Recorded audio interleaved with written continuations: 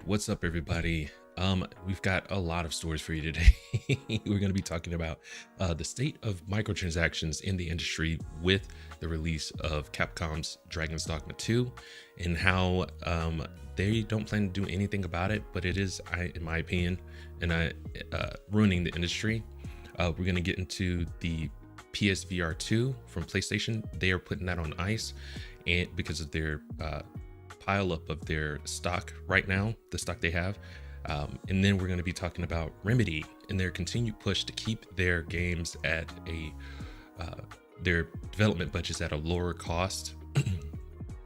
And, so they don't have to worry about gouging gamers out whenever they put it out on the market for release. I want to say Alan Wake 2 costs like $60. This is like $10 less than what the industry standard is right now.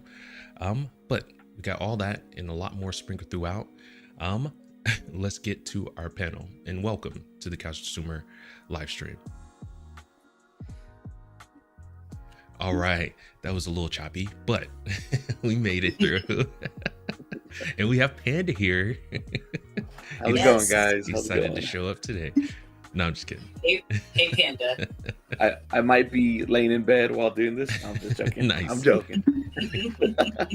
It's like Nothing wrong with that. No, absolutely not. Absolutely not.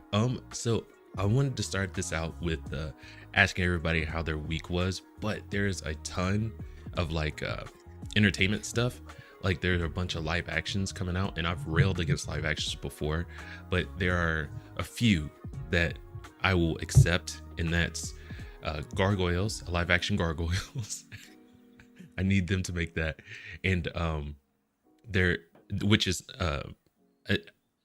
saw rumors that they are coming out with a series, live action Gargoyle series, not a movie, but I'm still kind of looking forward to that. And then I've been watching this since like 2 or 3 years ago. A Thundercats movie live action is supposed to be coming out. So my question is, what live action or movie are you looking forward to coming out? Well, I love Gargoyles and Thundercats, especially I was born in the early 80s because, I'm ancient. Stop it. I was born in the 80s. So Thundercats was huge for me when I was really little. And, Transformers and, Gargoyles was my afternoon thing every day. And so I'm super excited to see those. Live action wise, I'm hoping that they'll do as good of a job as they did with the cartoon, or better. So I'm really looking forward to that. I do want to check out Fallout. Yes, that one already looks pretty good with the teasing already. Exactly. So that's one I'm excited for right now because I know it's there. So I'm waiting. Right on. What about you, Panda? Gargoyles actually. Oh, okay. What I'm wondering is it going to be a little more adult rated? You know what I mean? A little more. The show already, being a kid's show, it was already a little dark. Yes. The setting, everything's set at night. And when they were set during the day, they wore their trench coats and stuff. But I would wonder. That's what my interest is if it would be more of a adult setting. Maybe a little more violent. Because they did fight a lot, maybe a little more like a PG-13 or maybe a rated R Gargoyles kind of series or movie, which would be interesting. Because already, if a design of the Gargoyle was a little more depth, like what they did in the cartoon they showed how they look mean as their statues, but when they came to life, they were friendly, but still have that intensity of them. So that's what I want to see. I want to see if it's going to be more towards, we're older now, right? So we assume, they're going to be child based, but who knows? They might, turn it around and make it more of a action or suspense kind of show. I know it was almost like the equivalent of Batman, right? They would go and investigate and go fight crime. That's what I want to see. I want to see if it's going to be something like that. That'd be cool. Dadgum. Okay, so now that you're saying that, freaking the animated series was geared more towards kids, you know, but it still had that dark Yes. kind of feel to it, you know, like you didn't know as a kid. You knew they wouldn't go that far, but it was still, they left some stuff up. It was like, I don't know if he killed that guy or not. Yes, Yeah. yes, and that's the thing. Is like, if it was already like that, imagine if they did a live action where they're like, well, now that people are older, they can assume what they actually did. You know what I mean? Who Oh, yeah. knows? Maybe the gargoyles were the bad guys, but we No. thought they were the good guys. You know? Oh, But you know what I mean? It's like it would be something cool like that. You know, it's your basic Venom protagonist, right? He's Right good on. and bad at the same time. right so- on. He Yeah, was the built anti-hero to be piece. an anti-hero though, but the gargoyles are strictly heroes. You know what I mean? You're gonna ruin my You don't know that childhood, yet. Panda. What's happening here? What's going on? But you know what I mean? It's something like that. That would be interesting. Right on. Yeah. As long as they don't ruin it too much, I Mhm. think they have a baseline of what they can start with. Oh, which yeah. is good. Yeah. Oh yeah. It's a Yeah. perfect. You got it. It's been going. People love it. Hmm. Just make it a little better. Don't go too intense. You don't need to go all Yeah. out and Yeah. ruin a franchise just because you wanted to go live action. Hmm. And So with the way, I'm sorry. Go ahead, gamer. I was gonna say, so Panda, do you want Deadpool gargoyles or? I mean, Well, because you already know Deadpool is off the hinge, right? He's already Yeah. doing his own thing. But yeah. imagine that. Imagine the first episode of Gargoyles. It's I keep forgetting who is she the one that's with them, but imagine the way it starts is like she's so afraid of them because she doesn't know who they are. Right. Yeah, And yeah. In the beginning, it's like it's not that they're trying to be friends with her; it's the other way around. let me They see, do their Officer thing, Montoya or something like that. Sorry. and she's keep going. like, she's trying to get them back into the right path, or like, hey, we can use your powers for good, or hey, I'm gonna investigate. It's pretty much like the April Mhm. O'Neil kind of thing, right? Yeah, that's exactly what I was thinking. Ninja Turtles. But a little But- more adult. They she's finding out all these crimes that are going on, or is it because of the gargoyles? Missing That is- people. I like that. stuff like that. It would be interesting, right? I do like that. Like she didn't she's trust them trying at first because Yeah. because of the way they look. But I like that idea. Like Kristen Bale's Batman. Maybe take Yes. that approach, and I mean, can't make it as grounded because you got these Yeah. supernatural beings in it. But And I don't mean Yeah. like on something like that. I don't mean you could stretch it out as much as you want, right? You could have a whole first season of her trying to find out who these people are, and then at the very end, you I like finally see that. how they look like, right? It's like I like they're that. gonna be gargoyle.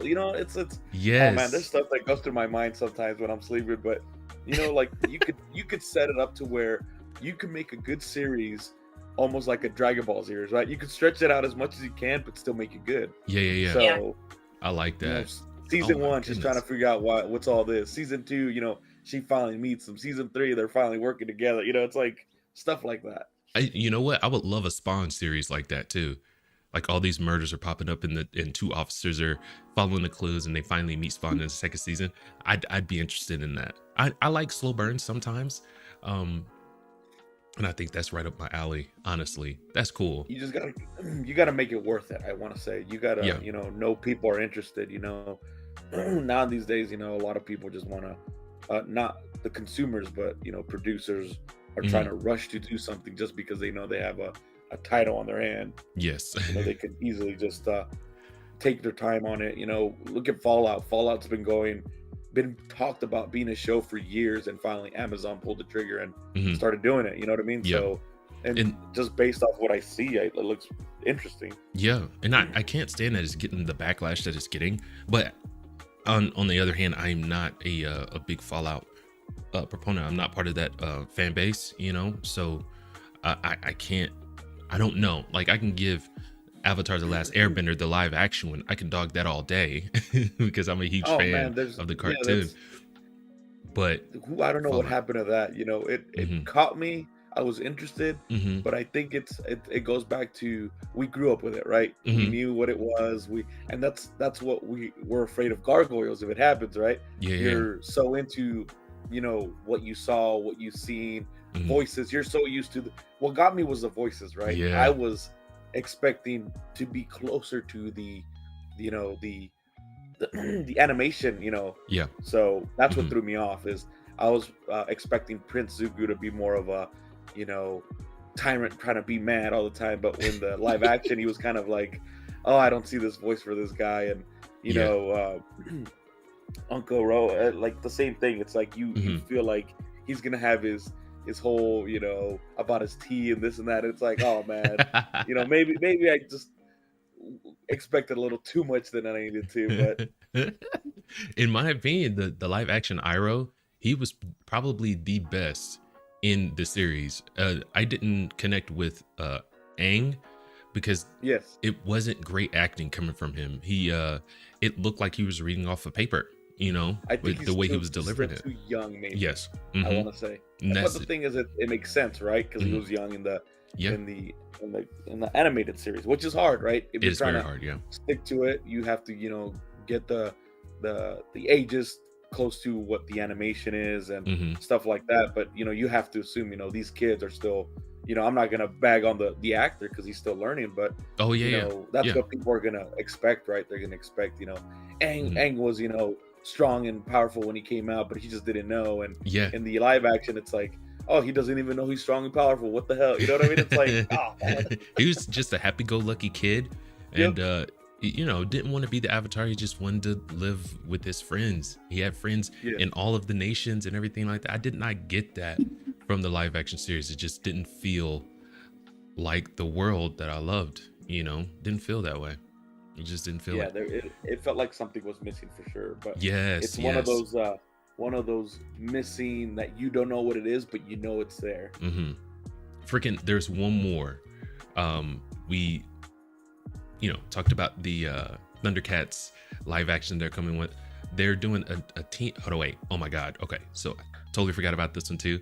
I keep wanting to call him Anya Taylor-Joy because they have like the same initials, but Aaron Taylor Johnson, he just got named the new James Bond. I think it's a great decision because they can kind of continue on with the series, or they could do a prequel because he's so young. So what are we thinking about this? Like, are we excited about this? He surprised the crap out of me in Bullet Train. I thought he was fantastic in it. So I think he does have the chops. He's got the acting chops. I just don't know what they're gonna do with him.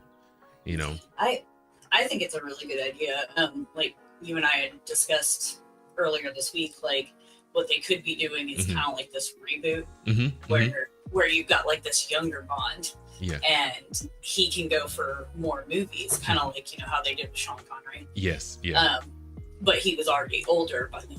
Yeah. And then, they're notorious for switching Bonds. So by the time, it kind of opens up the acting pool, in my opinion, by making him younger. Yeah. Or, it, like you said, it could be a prequel. Or they could do something crazy where all of a sudden, like, here comes James Bond Jr., that nobody knew about, which I hope not, because I think Bond that Jr. Yeah, you never know. I think that would be weird, but I think 007.5. Yeah. 007.5. Yeah, who knows how many kids James Bond's has out there. I mean, he could have a whole squad of James Bonds. He's had what, like 45 women now? Different one each movie. Like this man. Good lord. So he's got like 75.3 children out there. But yeah, I think the whole like kind of revamping reboot type of thing would be a good idea for them, because like I said, they can kind of start fresh. Like, it's instead of picking up from the last movies, you can kind of start anew, and then you have like a bigger acting pool when you can go for longer. With this particular Bond, you can get a whole lot more movies out of them. So we'll just have to wait and see what they do. I don't know. I'm kind of thinking reboot type way. Yeah. So right on. I think that's the hard part, is if they try to reboot it, right? They're gonna have to figure out if they want to reboot and go off of the classic movies, or reboot and go off of their own genre. Who knows? Maybe James Bond could be evil now. That would be nice. That'd be cool. You know what I mean? double agent. That would be really cool. Yeah, that would be cool. I mean, you had that in GoldenEye, and it went pretty well, right? 006 and 007. And Hey, what was it? The whole thing. 006 thought 007 betrayed him and let him die, and it's damn. That was a good movie. I love it. I The love Fall it. of 007. So maybe something like that, you know? Yeah, that could go somewhere. Right Or on. we can get him like he's a double agent, but he's like also up for sale. Like Ooh, like a hitman? yeah, like Hmm. hey, I need this diamond, and I also need so and so taken care of, type of thing, while he's in the middle of doing his jobs. For, I mean, you know, with this economy now, he would have to get 2 jobs. I'm saying, man, And a babysitter on the other side. No, just yeah, a babysitter for the I think 75. they made that movie already. Wasn't it with Jackie Chan or Vin Diesel? What was it, the pacifier or the, Oh, the yeah. babysitter? Oh, Vin what? Diesel. Yes, yeah. And then Oh my Jackie God. Chan did one too. I Oh think my that God. one was called, like, That was The a Sitter or trend back in the day. It's like these Those spies. were good. Those were kind of the cheesy, action spy movies that were funny. Yeah. And then Mr. Bean made one too, right? I think he did. Did he? Yes. Right Yeah, on. with Oh my The God. Rock and Oh, the guy yeah. from Shaun of the Dead and all those guys. You know what I want to see? I want to see that meets Mrs. Doubtfire. Oh man. Oh my Like, goodness. how Hilarious. funny would that be? Like, I just want to see my kids, and I gotta be a woman, but I'm the spy on the side. Yes. too. So, That works. That does work. that would be It's great. like him freaking taking people out in the restaurant and then putting his face back on to go be the babysitter for his kids. I like that. I know. I like that. All right. Any producers and screenwriters watching this, we get credit and we get some money. Right on. All right, so microtransactions in gaming. Dragon's Dogma just released, I want to say yesterday, and we had all of these. They got a review bomb because of all the microtransactions in them. And then an article came out and said Capcom responded. They said they acknowledge it and they don't plan to do anything about it. So we got a couple articles that I wanted to look into. And then after that, we'll, discuss a little bit and get into the comments. But we've got a couple articles I want to take a look into. One is describing how gamers are kind of, keeping this thing going for these companies, for these studios. And we'll get into what the actual thing is. And I do have a tweet too from that. But let's get into the first article real quick. All right. So we've got modern gamers are too accepting of overpriced transactions. And I got to say, he's right about that. He goes into basically how it was so much cheaper for microtransactions. I think he referenced he paid like $2 for some kind of cosmetic in a game, and now you're paying 3 times more than that. And then he goes into this one. He said the gaming hobby is becoming more expensive over time with the advent of these $70 games, more expensive hardware, online subscriptions. All of that is correct. I long to see publishers refusing to exploit players for their games. The subscriptions, I totally forgot about that because Ubisoft has theirs. Xbox has theirs. Sony has theirs. It's freaking nuts. And then on top of that, they want you to pay $70 for a game. And then more money for cosmetics and all that. And so he goes into Foam Stars, how certain bundles are $45. Diablo 4 was notorious for that. I remember when that game came out and the reports surrounding the microtransactions came out, it was absolutely insane. And even when their mobile game came out, it was literally play to win. It was literal play to win, and people got mad at that. Still bought it. I think they made a boatload of money off of that because they were going for the whales, and whales showed up for them. Holy crap, man. But he ends this with saying, even if a game is free, I fail to understand how skins worth $60 are justifiable. If anything, these types of purchases only dissuade me, pushing me away from spending money on a game otherwise would have. At the end of the day, we can only blame ourselves. The gaming community has spoken with its wallets, enabling publishers to overcharge obscene amounts for the most basic of skins. But yes, yep. I 100% agree with that. Mm-hmm. Because, all right, so my biggest one with microtransactions has always been Assassin's Creed. Yeah. So I'm just like, oh my god, you know, like I'm big on Vikings. I love Vikings. Mm-hmm. So when AC Valhalla came out, like I was all over it. But I was like, dude, now they have this mount. It's a reindeer. And then the next day I'm like, oh, we got a polar bear, whatever it is, you know. And I'm like, ooh, look, it's glowy, you know. And Mortal Kombat 11. I haven't done it with Mortal Kombat 1, but Mortal Kombat 11, I'm just like, oh my gosh, look at these. I can get this, and this. And, you know, you can don't step on my computer. So I had to go through and make sure my setup was right. Yeah. But, you know, it's not necessarily for me with those games. It's not fear of missing out because they're not usually limited time. Right. Sometimes they are, and then that hits my FOMO, and I'm like, I'll miss it, and I'll never get it again. And so you get a lot of that in Fortnite. Yeah. I mean, even if V-Bucks are like $10, like think about it, you're gonna get what, like one whole outfit pack out of that, have a little bit left over, but not quite enough to get the next one. So you got to buy more V-Bucks. Yeah. And so gamers are spending way more than the $70 that they would be on games. And because we keep falling for it, they're going to continue. And that's what this guy's talking about. Yeah. Before we got, I think this was like a year and a half ago, I was all about Suicide Squad. I was like, this looks like it's gonna be great. Yeah. But I'm gonna have to wait and kind of see closer to launch what it's really about. And then they announced that they were gonna have microtransactions. Yeah. And immediately I said, I will not buy this game. Period. And now I'm glad. Yeah. Apparently it's like pretty the gameplay bad. came out and just solidified that. But I've literally stopped buying games when I hear that they've got microtransactions, or like I still got MK1, but I was like, I'm not, you know.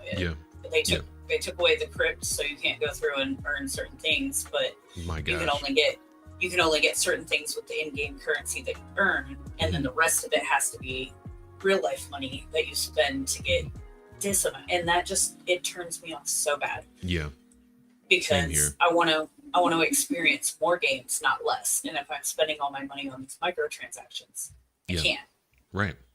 And like I was telling you guys before we went live, just to give a frame of reference, 3 years ago, in July of 2021, Activision Blizzard made $1.2 billion on microtransactions alone. So imagine how much they're making now. Yeah. You know, and they're not going to give up that money. No.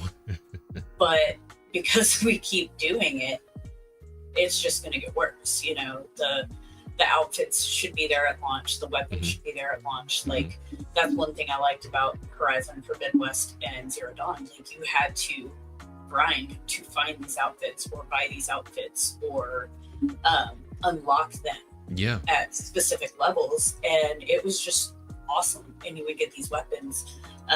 With Forbidden West, like, I didn't mind spending $20 on their DLC because it ended up being almost an entire full game. Yeah.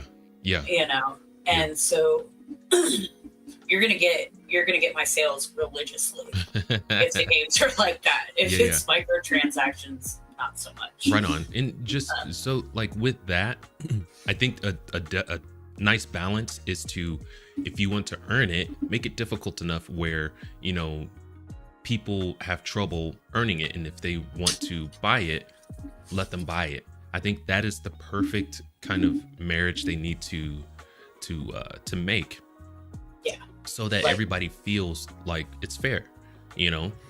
I kind of like with the grind you can do in Assassin's Creed, like you can do all these special missions and earn these crystals that you need to get all these outfits, but it takes a while. Yeah, you know, you've got to earn it, and luckily I don't think I've seen any, you know, limited edition only here for a certain amount of times in that game. So I'm more likely to stay on and spend more time in that game, grinding on that game, to do that than just shell out money on the wall. Right. So, and I would like to see Panda? Oh yeah, go for it, Panda. Sorry. No, yeah, and that's the thing is I agree also, right? I believe microtransactions can be good to an extent, right? You don't have to force it down people's throats. There you go. I know prime examples. I know you said like all these other games, but Helldivers is doing it right now too. Is where you could put in 5, 10, 15, 20 bucks to buy, you know, cosmetics, but at the same time you could do missions and earn that same cosmetic, you know, money through the game. I mean, it's not a lot, you know, it's the grind, but that's what people like, right? They like the grind. They like if you enjoy the game, you're gonna grind it out no matter what. Right? Yeah, you're gonna do your missions, you're gonna do your, and most of the time what happens is they find it, right? Oh, look, there's cosmetic money here. So dope. Same with Helldivers. They don't do the whole if you lose it or if you don't get it you lose it. They have their little battle pass that's like maybe 6 tiers, but they've already said like it's gonna be there forever. So if you guys don't have time to get it now, you got plenty of time to get it later. Checked last time, they already have another battle pass on top of that other one. So it's like they're just providing all this more, you know, more addition to the content that you want to get, right? Better guns, better armor. A lot of people are like, oh, it's a pay to win game, but it's not pay to win if you're earning that same, you know, income during the game. So it's pretty much telling you like, get better, kid. You know, you play the game to get better. Get good. You know what I mean? So it's like, and I like it, right? You'll play harder missions to get better money, or you could just be like, oh, I got 20 bucks, might as well just buy the whole pass and get this gun that I want. But at the same time, you know, again, for example, Helldivers, I could have easily dropped like 50 bucks and upgraded all my stuff and gotten a bunch of guns. But, you know, compared to a guy that's level 50 kicking ass, and I'm over here with, you know, high rank stuff and I'm still getting my ass kicked, I'm going to get kicked out of this game, you know? But see, that's the way it should be. Like, you know, with microtransactions, it would be an easier pill to swallow for me if it was something like I could earn stuff too. Yeah. Because that's why I was spending the money on microtransactions in AC Valhalla, because I could still earn doing these side missions and stuff like that. So it made it more palatable, if that makes sense. Yeah, you're not, it's not just like you need to pay to earn it, right? You can earn it while you're playing. Yeah, exactly. And I get, like, with Fortnite, you get season pass and it comes with X amount of V-Bucks and X amount of skins, and then you can earn on top of that. And I'm more likely to buy my kid a season pass and give him the opportunity to earn and get those free V-Bucks and do this than every day him coming to me being like, this new skin this and this new skin that, this new weapon. And, you know, me going, get a job. You know? He's 15 now. He's going to be in a world of hurt next year when he asks me for money for games. So. But, you know, like GTA, like, you know, you can get the shark cards, but you can also, like, with them, at least you can go through and do these missions and get stuff. Or, like, with GTA Online, don't get me started. They made me so mad. Like, I bought my kid the subscription because it seems really good. You get a certain amount of cars, you get a certain amount of this, you get a certain amount of that. And then they've gone on a blocking ban. Like he did a glitch and went ahead and got some outfits and other stuff, and now all of his accounts are banned. And I was like, are you serious? Like 2 days into buying online. And we're not getting that money back. I was gonna say you might need to blur out my name for this one because I don't want Rockstar to hear. But I might have been in that trend where, you know, you go in and it. So not to advise anybody to do this, but usually when there's an update on Rockstar, there's a lot of firewalls that get brought down, Yes. and that's usually when you go in and play the game.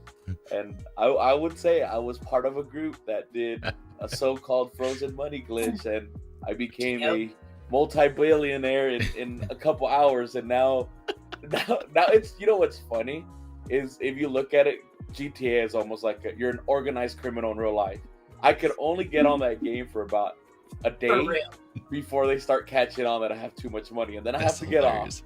Yep. I have to go launder my money in this game, so people won't know I have all this money. I have to buy big businesses. Hilarious. It's weird because now that I'm thinking about it, I had multi-billion dollars, and all these businesses are coming up, and I'm buying them so they know that I'm not glitching this money.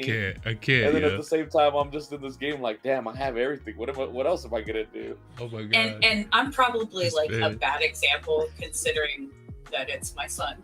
But I'm always like, dude, mod this, mod that, go get this, do this glitch and get this money, or look what I figured out, and I'll give it to him.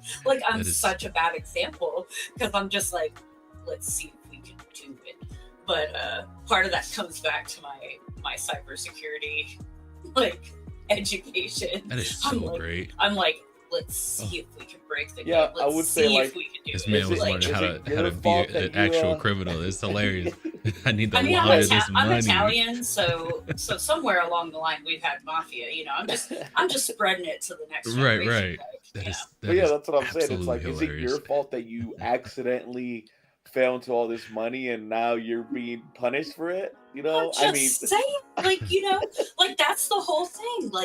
Think about it: selling drugs, beating hookers. I was gonna say it's an organized crime-based game, and people don't want you to. And now we're being punished for. That is a good point, though. For committing the crime. It is their fault that these loopholes are getting exposed. People are able to take advantage of them. So can you really ban them for that? Or not unless they have it in their terms of service. The way it works, I would say no. I say no unless you have it in your terms of service. But go ahead. Sorry, Panda. I was gonna say the way it works for Rockstar is because I believe they do have it in their terms of service, and it's because if you look at it, and I've done the math, I think $100 real, like cash money, that you put into Grand Theft Auto is worth $8 billion in game. Holy crap, dude. All right. If you think about it, if you're hacking this game that's already running off of this economy where it's expecting you to spend money, you're really taking money from this company. You're actually robbing the company. So I do get gotcha. That. But okay. For me, glitches are challenges. Yes. And okay, so very cool. It's been years, so I think we're outside of the statute of limitations. Yes, statute of limitations. So, all right, Microsoft, I don't care. Come at me. Oh no! The original Xbox. Yeah. Okay. Oh so yeah, it should be way out of. I was communications in the Army, and I learned a lot about computers. And I had friends that knew even more than me, so it was even more awesome. But we discovered that the original Splinter Cell game, which I had, because I'm big on buying things at launch and then backlogging them.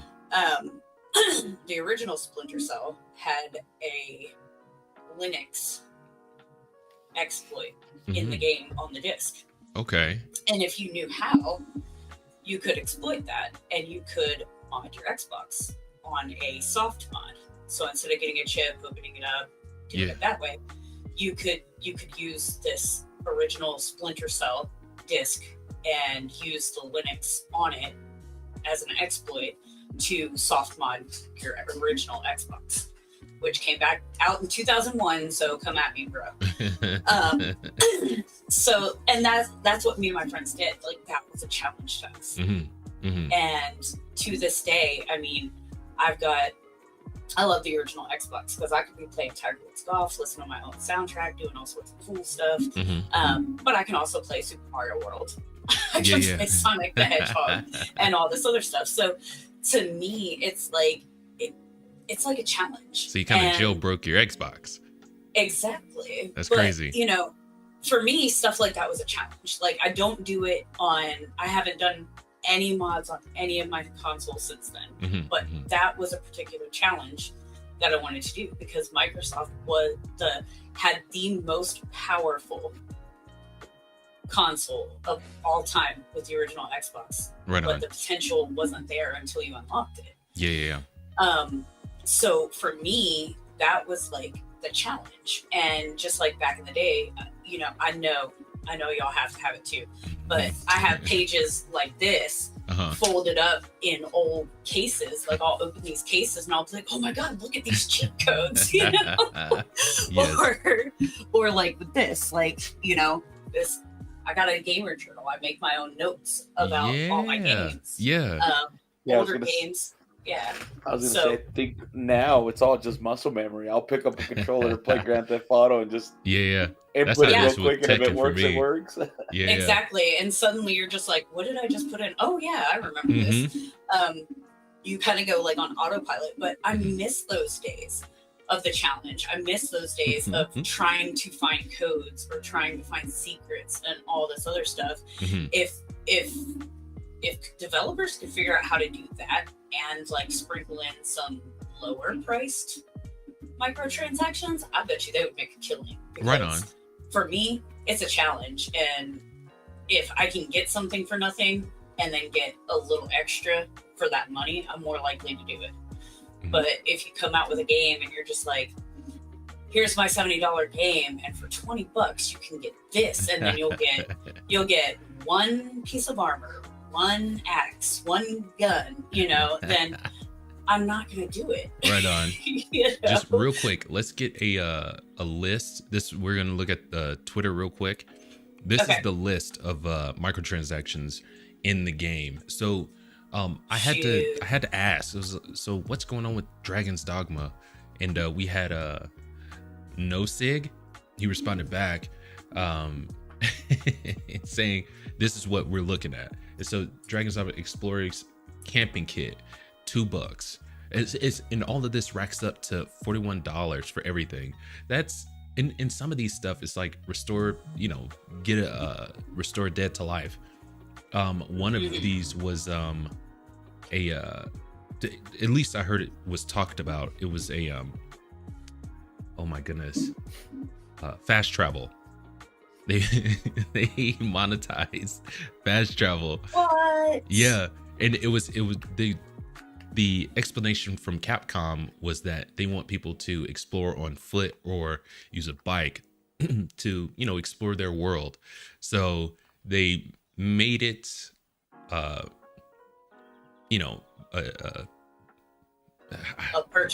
viable thing.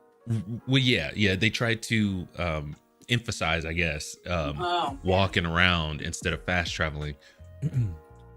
Well, for me, like with fast travel, so Horizon Zero Dawn. I'll always talk about Horizon. It's my favorite. But the thing in the first game was that you could fast travel, but you had to basically like earn in game and get money, and then you bought these fast travels. Yeah.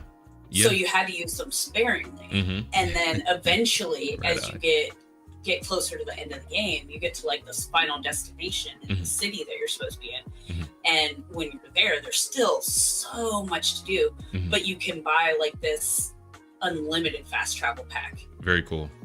And stuff like that. So like I think like instead of putting a literal price tag on it, they could have done something like that. An in-game price tag.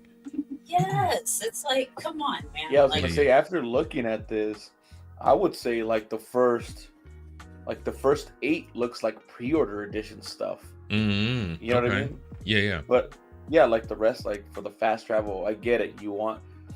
That's another thing is, are you afraid that the consumer's not going to enjoy their game because they're not playing it the right way? You know what I mean? Like, yeah, that was coming from Capcom. They wanted to, you know, freaking make it more appealing to walk through their world or bike through their world instead of, you know, using fast travel, but I mean, look put it at behind, you know, pay for it. Why? Skyrim is freaking huge. And, Yeah. you know, if you're really gonna walk through that whole map, you're gonna be a dedicated, you know, Yeah. son of a gun. But exactly, like, you have no kids. Like, you have no wife. I tried one time, and it's like, oh, I'm just gonna walk that way. And then the longer I played, I was like, screw this, you know, I still got half another map to go. It's like, how am I gonna? You're like halfway through, you're just like, dude, I'm so done with this. Yeah. But you know, that's another thing. Like, you'll get players like me who are just like, I have to do this mission, and this mission, and I'm gonna fast travel the heck out of it. But I'm also one of those like, okay, come on, I've seen gameplay of Resident Evil before I play a game. Sometimes I am still walking all around, checking nooks and crannies that I know I didn't see anything in that gameplay video of somebody that I'm supporting, you know, and I'm still going to go over there because I have to know for sure for myself. That's you know awesome. what I mean? Like, it's like, I might get bit in the face, but it's worth it. Exactly. So, like, you know, I bought Resident Evil 2 and Resident Evil 3 remakes when they came out. And no lie, like, I'm playing them now. Yeah. That's how big my backlog was. Good Lord. So, okay. You know, that's why I'm recording them and putting them up now, because we all know I'm a huge Resident Evil fan. Like, you know, that was my modern gaming kickoff, was PlayStation 1 with Resident Evil 2. But I'm going to explore every nook and cranny. Like, I was playing yesterday, and my son's already beat it because I finally got him into the games. And I get to a part where I'm like, oh, this is by the parking garage for Raccoon Police Station. I said, you know, let me go down here, because when I was in Resident Evil 2, when I came out of the parking garage, there was like a green herb over here. So my kid's like, there's nothing down there, don't go down there. And I'm like, okay. So I go anyway. I'm exploring around, and suddenly I'm like, look at this case that you missed that I totally found because you didn't want to walk around. Yeah. You know what I mean? So for me, like, I want to fast travel, but I'm also still going to go back. And explore these worlds if the game is worth it. Right on. Like Pan said, like, is the game worth it? Yeah. Like, being a trophy hunter too, you know, you get your task to do it. So no matter what you do, you'll eventually hit it, especially if you, like I said, there's different ways. You play the game you want, you play the game they want, and then you could do a mix of both, right?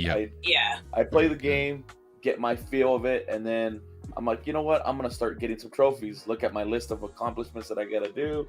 Oh, I can do that in a, you know, an hour, 2 hour span of me just doing this. So, I want to say there is no need for this. I mean, Mortal Kombat did the easy fatality. I don't know if they still have it on MK1, but you know, it's why defeat the purpose of you know, being good at the game to do a fatality to, like, I got easy fatality. I just push one button, I kill you at the end. I know, which That's is no fun. it's not cool. And like, that reminds me, like, my daughter was on spring break last week, right? Maybe the week before. I'm losing track of stuff. Right on. But she was just like, you know, because my profile is on her PlayStation as well at her house. And I was like, you can hop on there and y'all can play MK1 if you want, so that y'all have the newer game. And of course, she's hanging out with a bunch of guys that are like, oh, we're totally going to destroy you, because some guys still think girls can't be good gamers. Well, because of all that, she was like, no, I'm going to play MK11 because, you know, I know this, I know the fatalities, I know the brutalities, and I know the friendships. So instead of playing a new game, because they did something like that, she played the last game. So I feel like a lot of players are probably going to do that as well. Like, you know, I'm not sure. Microtransactions are great and stuff like that, but you still want to have the core of the game that made it what it was. You know? And the options. You want the option to earn it, not just have to buy it. You know, exactly. then you're going into, conversations like, well, why does this game cost $70 if you're going to make me pay all this money in game? But we have one more here. And this was a comment. I want to say it was in Steam, and it says, "Hey Capcom, you can purchase a good review DLC for $1.99."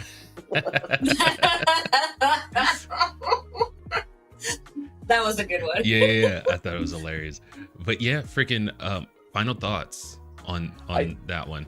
I think my thought on it is, if you support the game, you enjoy the game, you have microtransactions to support the game, right? Another one is don't use it to amp up your game. Right. Example, Call of Duty. They released 3, and everybody was saying it's just pretty much a DLC pack. Yes. I haven't bought it yet, but I bought Call of Duty 2, $70. And with the little bit of microtransactions that I did, I want to say maybe a little over $200 altogether, right? So I paid $70, added another $130 for stuff I wanted to get, right? So now I bought essentially a $200 game, right? Yeah. And now you're releasing a so-called new game that people are saying could have been worth $20, and for another $70 price line. Plus, they're still doing microtransactions, so you're gonna put another $200-300 for a game that wasn't completed, could have been DLC to where you could just, exactly like you guys said, unlock it over time, or just add it on because they make so much money, Activision. Yeah. Yeah. You know what I mean? Or you could go towards like, Fortnite kind of does the whole, you don't buy it, you lose it, but their game is getting better every year, right? If you compare it to when it started to where it is now, it's gone better animation, better graphics, better, more collabs with people that you didn't expect. But it's like, you're making something that people want, right? You're making something people enjoy. Yeah. Why not do it like that? Don't make it to where your microtransaction that you're spending is going to support my gaming industry because I didn't make a good enough game a year ago. It's like, no, the whole point of a microtransaction is to support the company to make the game better in the future, not because it came out like shit.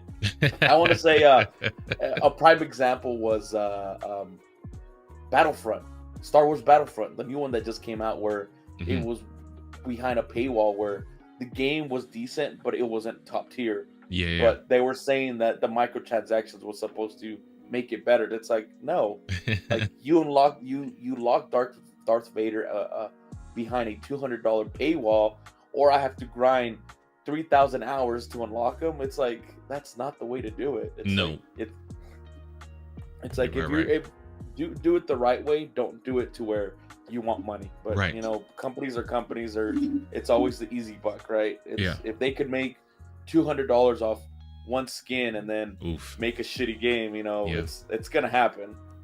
Diablo online. And the other problem is that the gamers that are willing to pay for it create that, we're getting away with it, so let's see what else we can do, and then it just keeps the vicious cycle going. So I got a buddy that does that. He says he enjoys the game, but every time I talk to him, he's like, "Oh, this game sucks, this and that." But I have this cool skin. It's like, why have the cool skin if you don't even play the game, right? It's like hilarious. This game sucks, but I got this cool skin. Check like, it out. The way I tell my kids is, I tell them, if I win one match in Fortnite, maybe I'll buy a skin just to support the game, to improve it, to make it better. Like the game is actively getting updated every 2 weeks, which is cool, right? You're funding these creators to keep going. If you look at it that way, you're not funding something that, Fortnite already is a cash cow, but you're still providing that income for these guys to, like, you know what? Let's keep updating this game. Let's keep doing a story. Let's keep doing this. Let's keep doing that.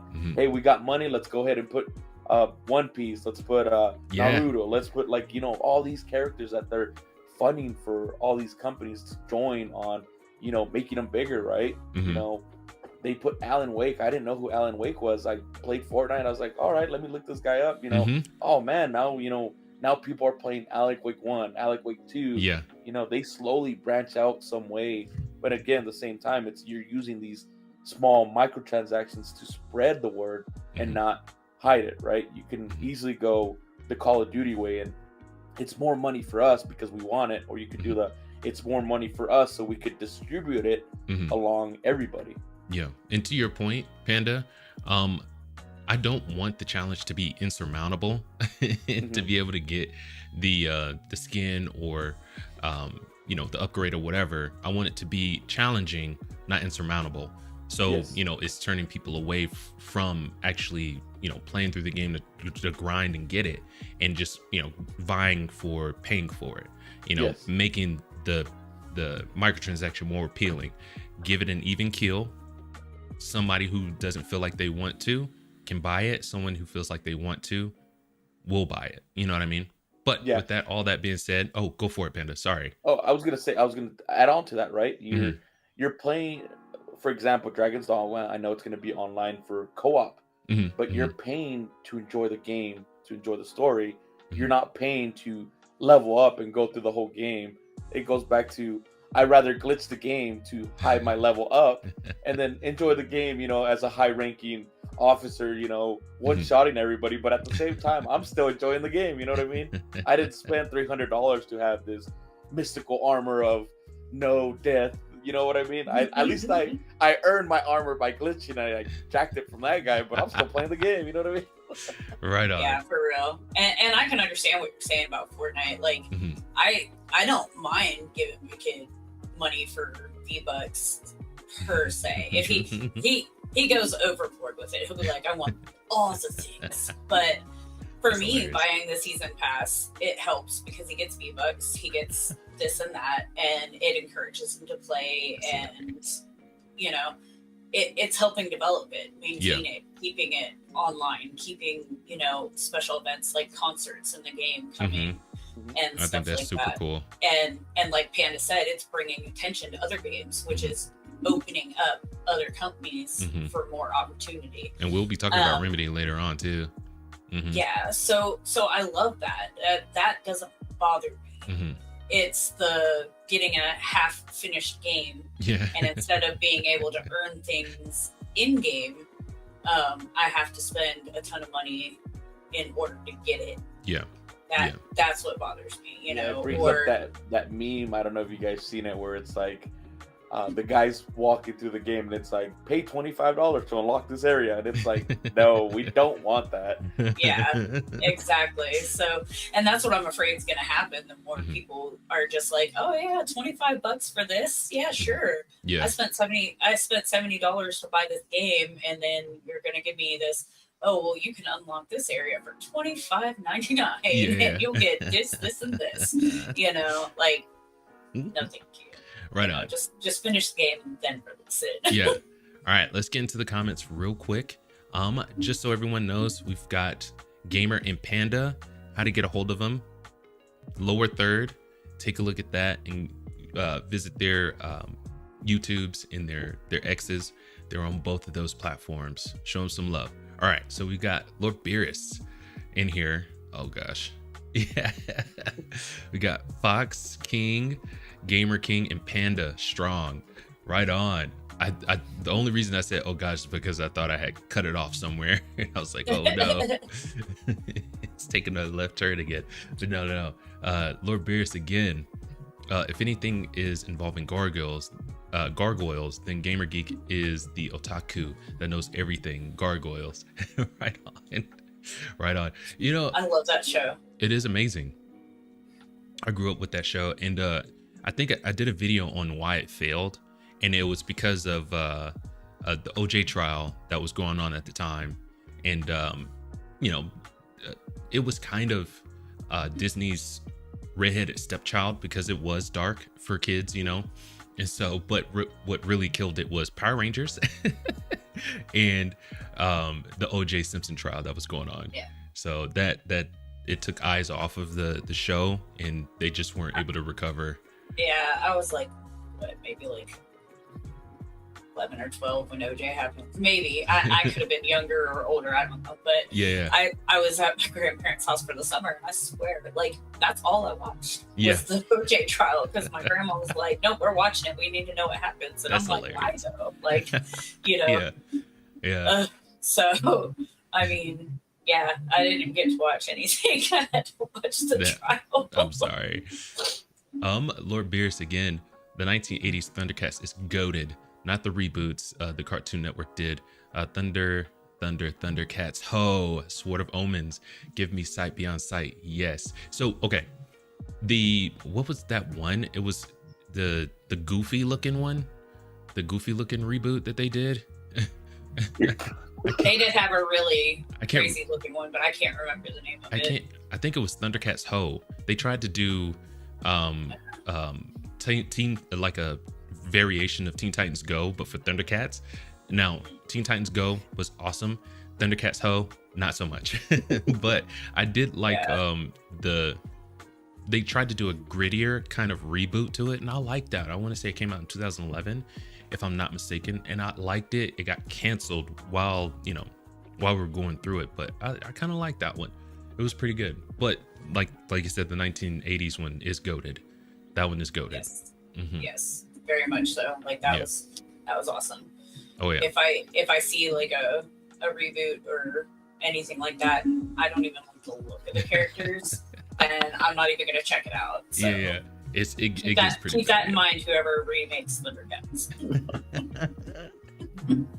Another one from Lord Beers. Gargoyles should go dark, mature, and gritty like the Brandon Lee Crow movie. Okay, so I can't remember the name of this movie, but it had there was a kid that was telling stories to a witch that was about to cook him up and eat him, and one of those stories was a gargoyle story. And this gargoyle, this guy was making like a deal, back alley deal. And this gargoyle came through, killed all the associates, and left him alive as long as he didn't speak about it. Right. And so he runs away, never speaks about it. But he's an artist. So like the figures, the way it looks comes out in his art and his sculptures. And he gets married, has a couple kids, and then he decides to confide in his wife. And when he tells the wife, she starts turning into the gargoyle. And then, his kids walk out, they're gargoyles now. And she kills him and, flies off with her 2 kids or whatever. Oh my goodness. It was pretty cool. Now, what I say all that to say this, I don't want it to go into that territory. Yeah. Oh man. It's like, I like gritty. I like, the blood. I'm not, freaking hands off to that or anything like that. But let's not go like super gory or anything like that, or we don't want it too dark. Right, not too dark. That's probably the perfect way to put that. Don't traumatize us. Dude, you should be able to tell your wife though. anything. Yeah, I know.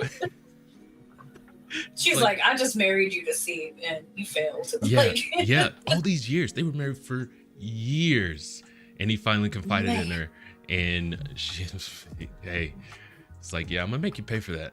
Just like freaking killed the guy and then flew off. Oh gosh. Okay, another one from Lord Beers. Panda has a great point about stretching the story into multiple season story arcs. Yes, 100%. Yeah. Oh yeah. Panda has great ideas. All the time, so. Yeah. I keep telling my buddy that I need to start carrying a notebook, because there's times where I'll text Mark and I go, hey, what do you think of this? Yeah. And he's like, where'd you see that? I was like, in my head. Yeah. I actually started keeping a notebook next to my bed, because right on. Yeah. I at the end of the day, that's where I am, like chilling, watching TV, playing video games and stuff. And like I've got a website I have to start doing more with, because I lost a little bit of focus, but like I'll get article ideas or this or that, or I'll just have an idea for like an art piece that I want to do or something. So definitely get one of those little pocket notebooks, Panda, because who knows? Yeah. You could make the next GOAT movie or series. Yeah, I was gonna say, you don't know what screenwriter, screen producer can pick you up pretty quick. Exactly. a good idea, like sometimes that's all it takes, and then they'll grab good writers and help you flesh that out. That'd be pretty cool. Yeah, freaking. And then, I mean, with the technology we have, you don't even need anybody to, you know, bankroll you. Freaking, you can just do it all yourself, honestly, nowadays. We've got another one from Lord Beerus. Since you mentioned about the new Bond and maybe it being a prequel, I know they're doing a Training Day prequel with Alonzo, and there's talks about another Equalizer movie with it being a prequel, maybe. Right on. That seems to be the industry trend right now. Prequels. They're getting away from the, what do you call it? Not just Marvel, but just the superhero genre. And prequels seem to be kind of taking the lead right now, because I mean, they have to have it attached to some kind of popular IP for it to, you know, because you know, they want they need something, they need some kind of safety net for these movies coming out now. But a prequel for Training Day, a lot of people love that movie. And The Equalizer, that is a decent franchise. I've only seen the first one. I've saw portions of the second one, and I've yet to get into the third one. But the first one, so good, so darn good. And I think prequels is safer for them than reboot. Yes, because some movies should not be touched. Yeah. And you know, I'm looking at you, whoever redid The Crow. Yeah. we don't know how that one's gonna turn out. I don't know how it's gonna turn out. He's a phenomenal actor. I'm not gonna lie, but one of the Skarsgårds. Number one, Brandon Lee gave his life for that movie. Like, yeah, literally. Yeah. And I feel like it's a little disrespectful, in my opinion, to redo it. But I'm a little nervous about that. And, you know, like, they remade Footloose years ago. And, like, I was so mad because somebody showed my kid the remake of Footloose and didn't show him the original. Man. And I was like, excuse me, that's not how we do things in this house. Like, you can watch a reboot all you want, but you got to see the original too. Yes. It's freaking, what's that movie? It's about the vampires. It was like in the 80s. It was so Lost Boys. Yes. They redid that, and it was so bad. Lost Boys is a classic. Okay. Yes, it is. You can't just go off willy-nilly rebooting that or remaking that movie. Yeah. You've got to, and to your point, you know, about The Crow, you've got to respect that IP, you know? And it seems like they don't. Yeah. They don't respect it. It really does, doesn't it? Like, I'm very nervous about it, and I don't know how I feel about it right now. Yeah. Like, I'm really it's like, you're right. You got to get the studio's blessing. They had to have some way to get it right. And same, it's like you don't want to touch something that has been worked with. I mean, it's the same thing with actors, right? When they get that new role for that one person. I mean, for example, Heath Ledger with the Joker, right? Yeah. Nobody wanted to touch the Joker, and then when they did, it's like, nope. Never gonna be better. Never gonna be better. Yeah. He did phenomenal. He did. Yeah. Like, I didn't mind Jared Leto's Joker. I know a lot of people hated it, but to me, he was that manipulative, crazy, obsessed person that he was in the comic books. Like, Jared Leto did like a really good job with that. But nobody's gonna beat Ledger, in my opinion. What killed me about the the one from Suicide Squad was that he had like an urban kind of feel to him. Like he had the chains, didn't he? And walking around shirtless everywhere, tattoos everywhere. He had a grill. Yeah, like, he had the grill. Up in a black neighborhood. Like, it's like, what's going on here? Like, the girl kind of freaked me out. I was just like, who thought of this? Like, yeah, it's absolutely hilarious. It's like, okay, but yeah, sure, go for it. But as far as acting, you know, I think he did a really good job as far as acting. I think the direction was FUBAR, the direction they wanted to go with them. But I agree. I like Jared Leto as an actor. I think he's really good. Yeah, he is. But yeah. So. Prequels, I can kind of. You're not messing with something that's established, classic, and loved. So I'm more likely to give that a chance and have an open mind than I am a reboot, because I'm afraid you're going to mess it up. Yeah. I mean, you can look at it, right? A prequel could be like, it's a start. So even if the movie's bad, he gets better. He gets better, guys. Yeah. I've seen the first one. Yeah. It doesn't touch any of the established canon that we already have. We're just adding on to it. Right, I think it's crazy the way Star Wars made their movies, right? They had to have some kind of like broad imagination of how far they're going to extend it and, hit all these futuristics and then come back to the past, then go back to the future. And it's, you have to have a big creative mind to do that, right? Yeah. I mean, I don't know what other movie has done that, but I think it probably would never top that kind of like creativity to where even in like the old, where they're talking, it's like, oh, you knew my father, and he's talking about Darth Vader, and you know how he turns out in the future, and it's like, damn, you would have to think about like what to say to get these people captivated. Like, we're eventually gonna see this bad guy, and the older people that seen that part, it's like he described them to be so evil, so manipulative, and then when you see him in the movie years later, you're like, damn, they were right, or he was, and this, and I think it's amazing that killed all those young Jedi.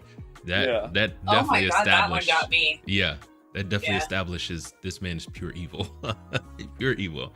But to the point though of the Crow reboot, they said they are going more towards from the comics than they are from the Brandon Lee movie. So I will give them that. I mean, it's not much, but I'll give them that. It's like, okay, but again, still, Brandon Lee. As long as they do it justice. Right. But, all right, so another one from Lord Beerus. Gamer Geek wants a cut of the profits from these movie ideas, huh? She is not Don Fanucci, but good try. Fanucci, I love it. All right, another one. Beerus, people are too accepting and enabling these greedy microtransactions. 100% agree. You need to boycott this greed. Save your money and shop that bargain bin or holiday overstock sales. No more transactions. That's a good way. Whenever Best Buy came out and said that they were going to stop selling Xbox games in store, I want to say it was Walmart. Xbox or Walmart, or Xbox, Best Buy or Walmart said that they were going to stop selling physical games. And I made a video about that, saying that if you are a fan of physical games, you need to not buy online at all ever again. You need to go in store to buy these games to, signal to these big companies, hey, there's still a big portion of this community that still like physical games. So, just to reiterate, kind of building on the point that Lord Beerus just made, if you are a fan of physical media, you cannot buy, digital anymore. you buy buy physical and digital. But if you don't have $140 to spend, you need to go in store and buy them, to a brick and mortar store and buy those. I'm big on places like GameStop because you get your coupons, you get your X amount off if you're a pro member, and you get the points. Like I had like $20 in rewards. Don't get me started. They took them all away, and I had to have a fight with GameStop. But they did their best to make it right, and I'm more likely to shop there because I can earn money on it. Yeah. And then I can get this, with PlayStation, I get the stars thing, so I can earn enough points and then eventually trade it in for like a PlayStation card. Yeah. And I have Sony rewards, so I can do that. So, okay. Like for DLC stuff like that, I love doing that because I could just, the DLC is all digital anyway, so I can just hop on there and grab it, and it ends up being free because I've done this task or this task, and I've earned that. So yeah, I do enjoy that on PlayStation, but I like to go most of the time I'm either at Target or GameStop buying my games or my accessories and stuff like that. Like I think maybe like twice I bought off of Amazon, like one controller and yeah, like maybe one or two games, and that's over like the last 20 years. Sheesh. Okay. Yeah. So I'm all about going in person to the store, because then I have games at the store to get. Yeah. You know. So that's hilarious. Freaking we've got another one from J Bug, and for anyone wondering, J Bug just made another video announcing his triumphant return. So if you want to take a look, it's at the top on our channel. But he writes, thank you. Hold on, wait. They make so much money, LOL, but at some point we gotta stop. This is 100% true. It's true. Freaking. And it's hard. You're gonna have to get those people that are so addicted to just buying these microtransactions to stop. Well, there's already court cases where they're saying, microtransactions are pretty much like gambling, right? People spend money to receive an item, even though they know what they're getting. It's still almost a gambling habit. I mean, you got CSGO that does their crate openings, and you got to buy a crate, you got to buy a key, and then if the skin is good, you could sell it for more money, and then that's already gambling right there. And they actually have an article about how the microtransactions and the loot boxes are actually encouraging gambling in minors. And it's essentially programming their brain in a gambling manner, and it's the same with mobile games. Like, oh yeah, they're the worst with gamification has gotten really bad with the mobile industry. But I'm constantly like, my ex is still on my family plan for Apple. Yeah. And I'll always get, okay, where do you want me to send the money for my game? And I'm just like, didn't you buy something 2 days ago? Like, It's like, calm down, buddy. Jeez. Yeah. So I'm constant, because I'm the head of the family on Apple, so it's all going to come off of my credit card. Yeah. But the bad part about that is now I know how much you're spending on these games. Right on. But man, like I'll be looking at it and I'm like, no wonder you were short on grocery money this week, bro. Like, stop it. That's funny. This is putting the man on blast right here on in front of everybody. I love it. Hey, I'm sweet and I have never taken a dime of child support. Yeah.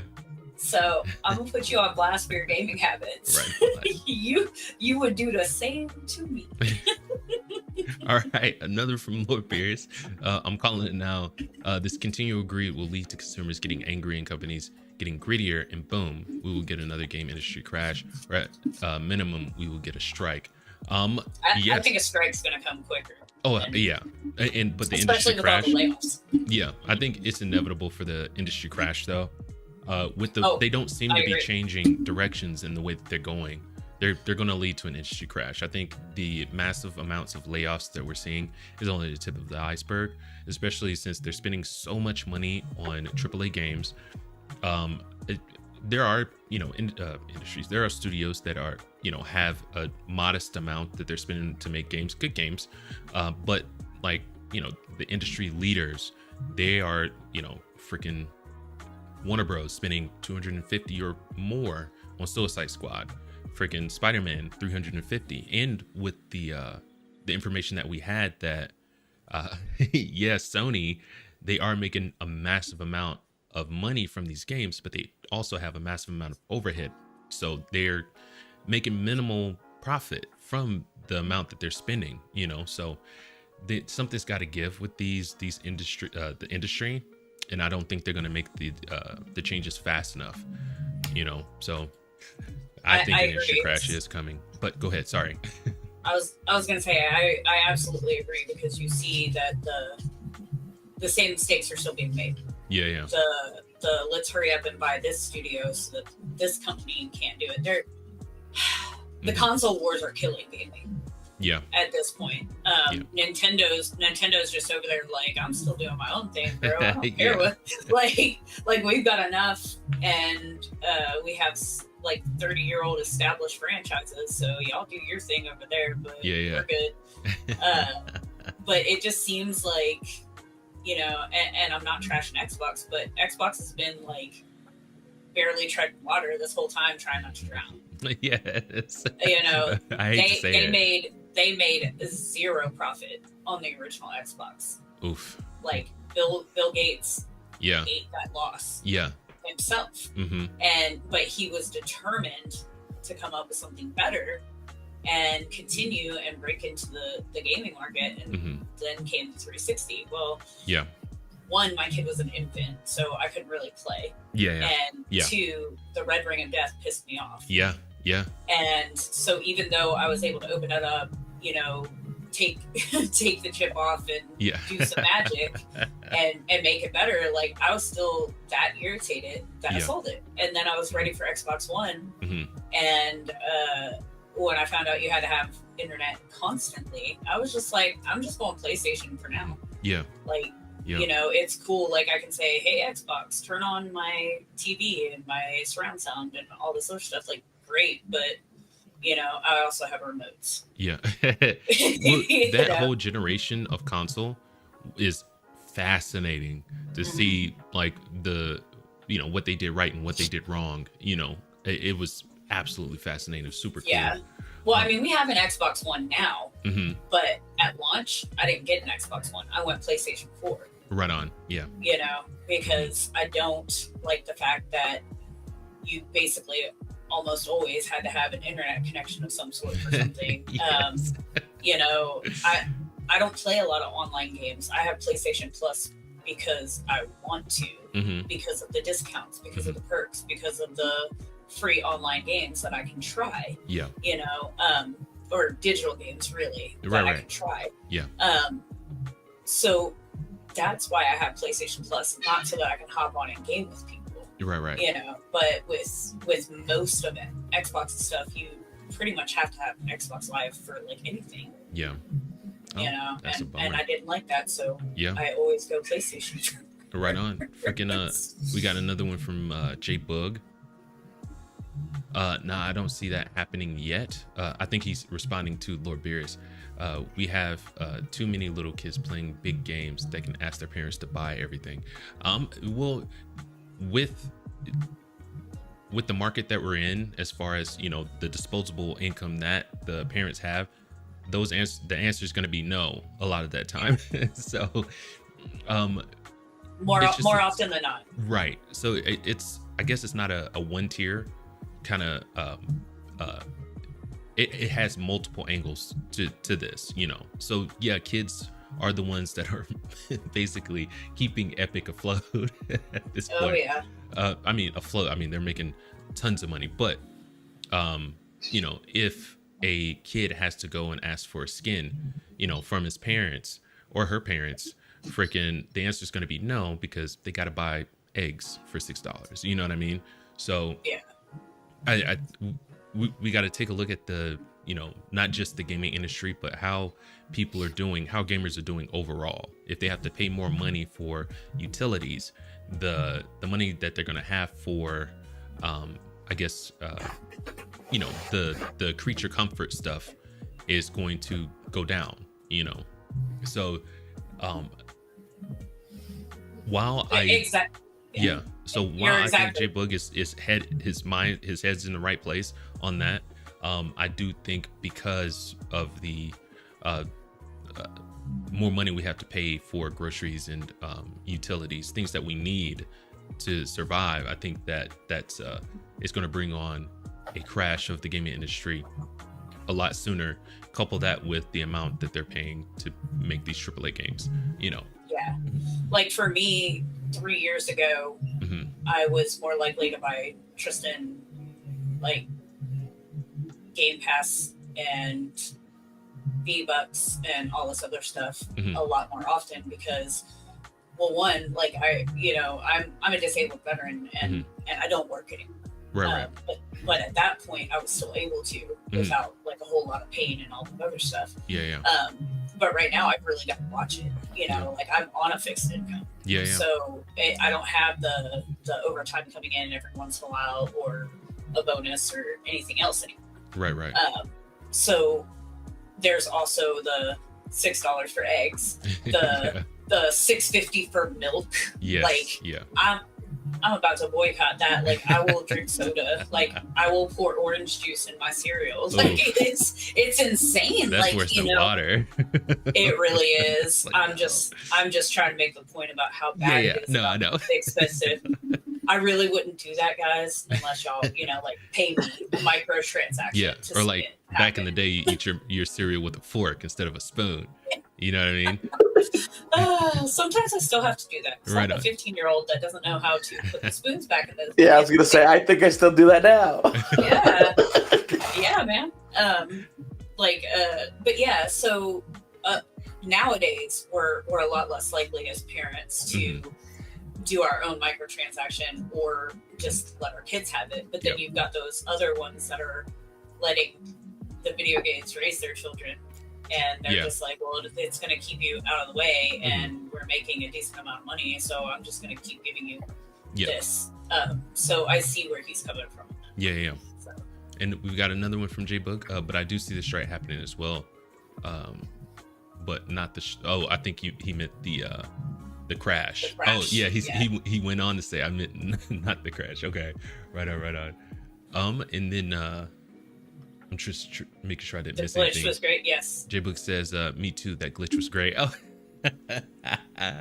J-Book, he is the Xbox guy. He's the resident Xbox guy. And I got to tell you, like, I'm leaning towards getting the Game Pass because of J-Book. J-Book, he's a great salesman, just in general. We have Game Pass, and I can tell you it is worth it. Like, I mean, especially like come May, I'm getting Hellblade 2 without having to pay for it because we got Game Pass. That's crazy good. So suckers. Oh yeah, we did talk about this last week about Hellblade. Maybe it's gonna have a timed exclusivity. That's what I assume that they're gonna do. I don't think it's gonna hit any other platform day one, but the rumor is that it will eventually come to PlayStation. So I'm gonna wait and get it on PlayStation. I'm not really getting Game Pass right now because, like I said, strapped for cash, and we have more than enough subscription services right now that we're paying into. Well, I'm lucky because Tristan, my ex, gives Tristan a weekly allowance. Cool. Yeah. So that covers his Game Pass, and I Very just cool. do it. So. Right on. But he's got to earn his stuff. Like he has chores here to do, and then he'll get extras. And if he's not doing his chores or anything like that, my ex won't send the money. Cool. It'll be, well, you want me to send it to you instead of putting it on his thing? And I'm like, like I'll save it for when he's earned it. Right on. So at least it's not just handing him all this money to do whatever he wants with. Right. But that was the agreement. Like, I bought him the Series S for Christmas, and he got the 3 months of Game Pass. So that was the agreement, was like, you're gonna pay for it with this, or you're gonna do this and then we'll pay for it.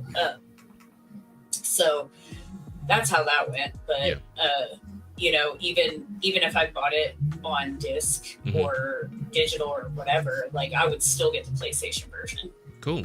Right on. Okay. They're, games that are worth it, like, and they're on both platforms, I usually buy too. Yeah. Right on. Freaking, we got another one from Lord Beers, and I 100% agree with that. Don't incriminate yourself, geek. FBI, don't listen to her. She's just acting. That's right. And my cousin that's in the CIA. I was about to say, elaborate on that. Where are you going with that one? Right on. Protect me. John DVZ, what's up, man? We got John. Yeah.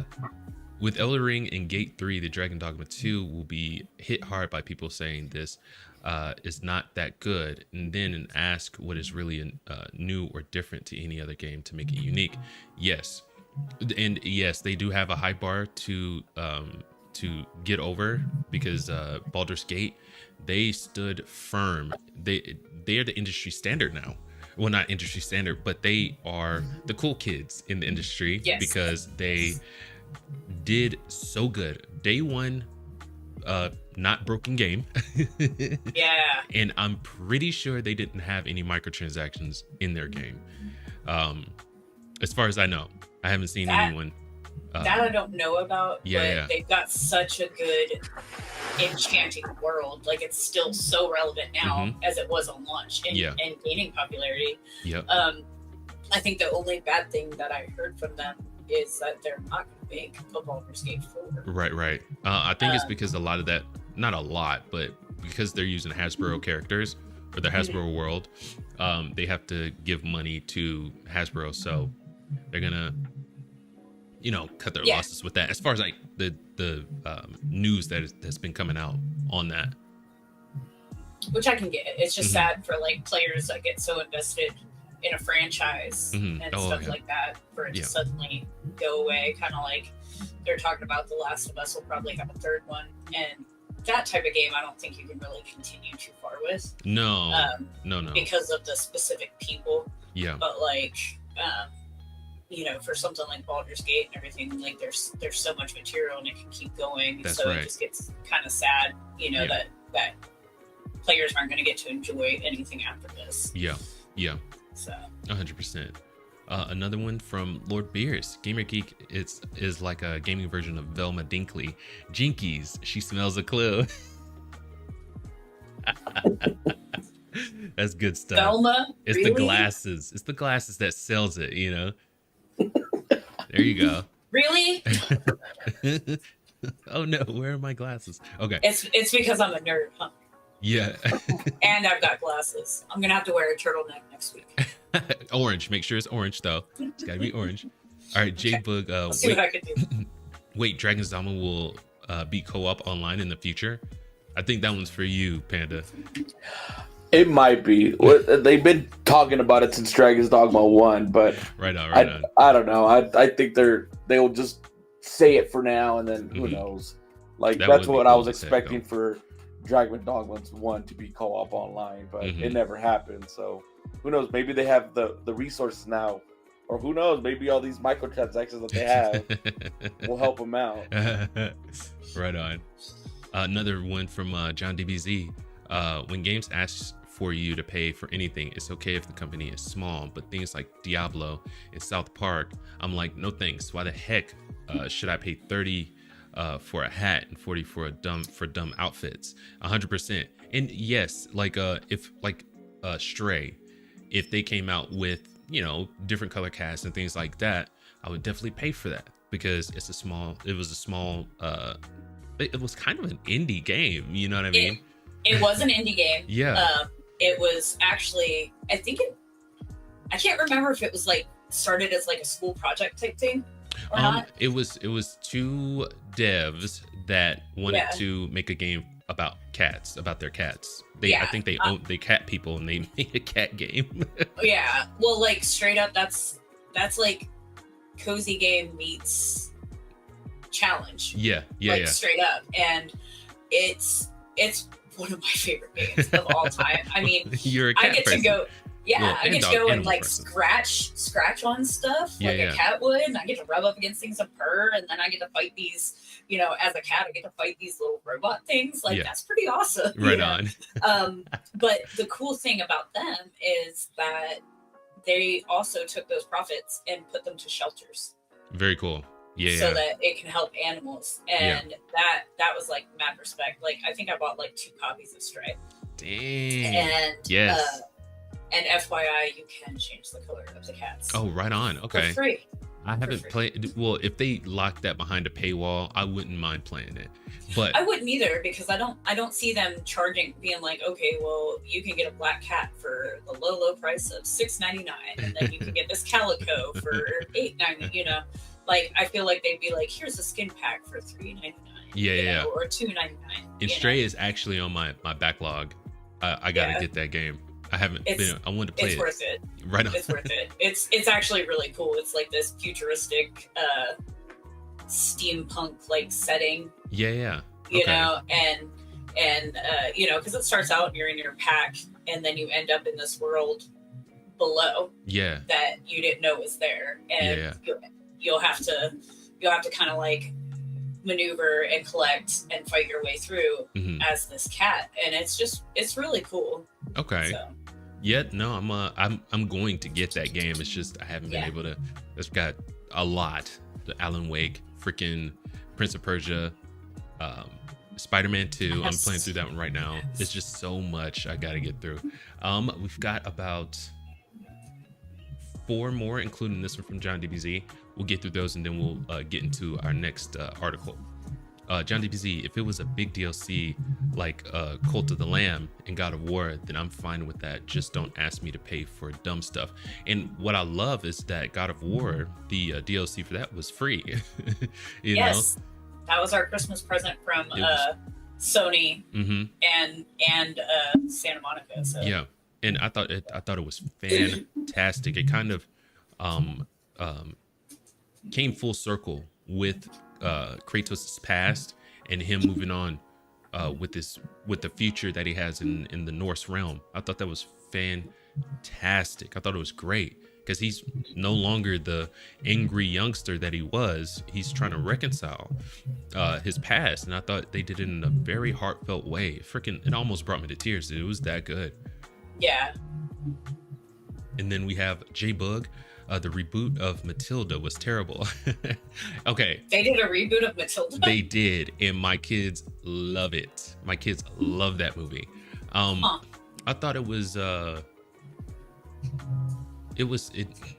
too shiny, I think. I don't know what it is about it, but it felt too shiny. Like the Matilda, the original that they were, you know, adapting from, I thought that one had a lot more grime to it. It was like, it felt more real, I guess. I don't know. A girl using telekinetic powers feel more real, but it felt like I don't know. It felt better. The new one, it felt too shiny, but it was also like a musical too. So I got to give that to him. John DBZ Gamer Geek is just like me with movies. It's going to be very interesting to see Beetlejuice. Oh my God. I saw the trailer for that. Looks good. I can't wait for Beetlejuice 2. Like I'm geeking out about it. I'm like, oh yeah. Oh, in the future they are thinking about remaking Little Shop of Horrors, which made me laugh, dude. Okay, that doesn't need so if they reboot that, it's got to be a Matilda. Because it is a musical, and they've got to do right by this. I don't know. I will give it a chance, but I'm not too confident in the Little Shop of Horrors being rebooted. But Beetlejuice, I can't wait to see that one. Little Shop of Horrors is a cult classic. Yeah. And when you start touching cult classics, it starts to get pretty hard. And it's well, it goes back till I'm dead. Yeah, I was gonna say it goes back to remembering those actors, right? You remember them being in that movie, so it's kind of like it's hard. I mean, Beetlejuice has I keep forgetting his name. Michael Keaton. Keaton as Beetlejuice. So of course people are gonna enjoy that because he's reprising his role for Beetlejuice. So you got to think about it. I get it's gonna be a reboot or a remake, but I think it's a continuation. They're just they're adding on to the story, and that would be nice, right? Because then I keep forgetting that guy's name. The main actor from like Honey, I Shrunk the Kids will be in it as well, probably. Rick Moranis. Yes. And actually, the main reason I'm against them rebooting it and putting someone else in his character's role is because Rick Moranis actually lost his wife. Yeah. And he had to take care of his kids by himself. He left Hollywood in order to raise his children. And I feel like it's kind of disrespectful to change the mark he made on the world. It's like, at least with Ghostbusters, when they redid it and they brought back Zool and all that other stuff, yeah, it was all new, but it was a continuation and a redo of this is what happened. So it was like a reboot, but also a sequel and continuation. And I think if they do it in that type of way, it's at least respectful. Yeah. You know? So I don't know. We'll see what I think of. Yeah. Right on. Lord Beerus, a cat game sounds like a meowton of fun. Must be a positively phenomenal game. With the puns, coming in with the puns. Love it. And J-Bug. He does a lot of cat puns because I have like 50 billion cats here. So yeah, we're always cat punning away. Yeah. And then J-Bug, LOL, it was a musical. That's what did it for me. I love the grim and realistic stuff. Right on. Okay. We've got the comments all done. Thank you guys for commenting, by the way. We love going through them. It gives us so much more to talk about. We can kind of branch out into like different kind of tangents. It's so much fun. But the second one we're gonna get into is the PlayStation VR 2 and how it's not doing very well. They've actually stopped making more consoles for, or I guess, what is this? Headsets? They've stopped making more headsets. Peripherals, I think is what it's called. Right on. They've stopped making more of the PSVR 2 because they have a pile up of inventory that's not selling. And with them getting rid of like Fire Sprite in their London location, PlayStation, the games that, Fire Sprite, I want to say they did Mountain. Call of the Mountain. Call of the Mountain. Yes. And that was a VR game. And, with them saying, kicking Fire Sprite to the curb, we know that they're not going to be part of building that Rolodex of games for them. So we've got Sony. This is coming from The Verge. The reporter behind it is John Porter. I like to try to get the reporters and things like that to give them credit. I didn't do it on the first one. Sorry about that. But let's get into the article real quick. All right. So this one's coming from The Verge. After producing in excess of 2 million units of its latest virtual reality headset, Bloomberg is reporting that Sony is hitting pause on production to try and shift its unsold inventory. The PlayStation VR 2 launched last February for $549, and if you know, that is more than the console. That is crazy. Absolutely nuts. As an accessory for the PlayStation 5. And with that verbiage, that you have to have a PlayStation 5 for this thing to work. It's pretty brutal. So you can't even, yes, the Portal is the same kind of thing. You got to have a PlayStation 5, but you can at least go into another room being, literally tethered to your PlayStation 5. Bloomberg suggests that the problem is a lack of content for the headset. The PSVR 2 is compatible with a handful of AAA games, including Horizon Call of the Mountain, Gran Turismo 7, and entries in the Resident Evil series.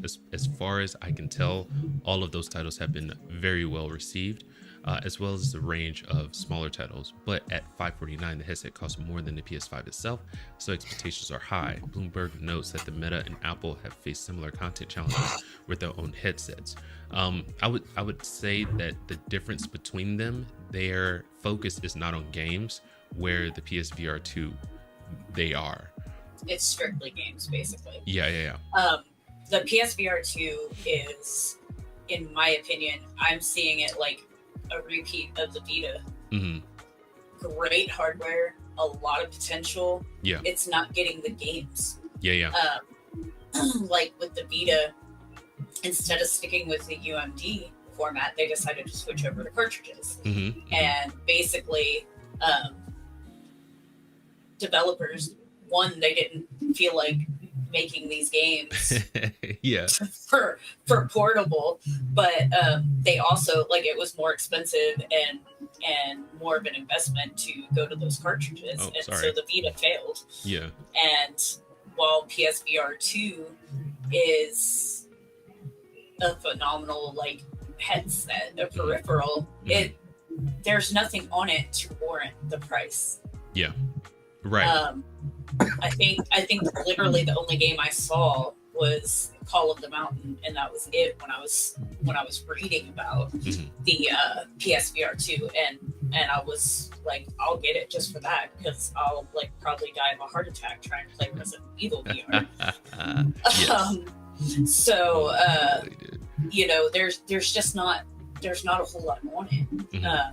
And yes, it's very, very expensive, and we're going back to the fact that we have no money. Yes. we're all struggling just to afford groceries and gas, and it's just like, come on, guys. Like, I get the technology, I get the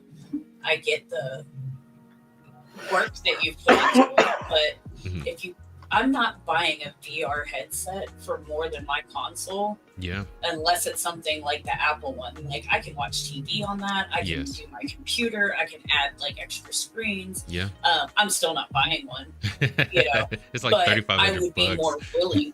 Exactly. So until I start making that YouTube famous money, that's not gonna happen. So, AKA never. Yeah. But yeah, like there's no way that without a good solid lineup of games and without a price reduction, I'm not touching that headset ever. Yeah, right on. So they need to.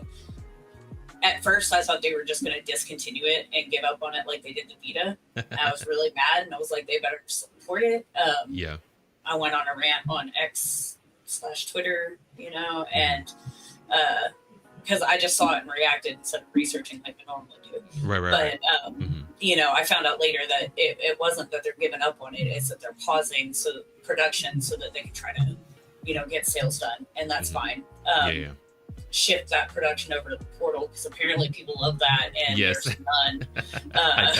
You know, it's facing the same problem that the PS5 did. So I think Sony, you need to work on your inventory, your production, your supply demand, and what's funny, they're not even having issues with chip or just getting the I know requirements to make it.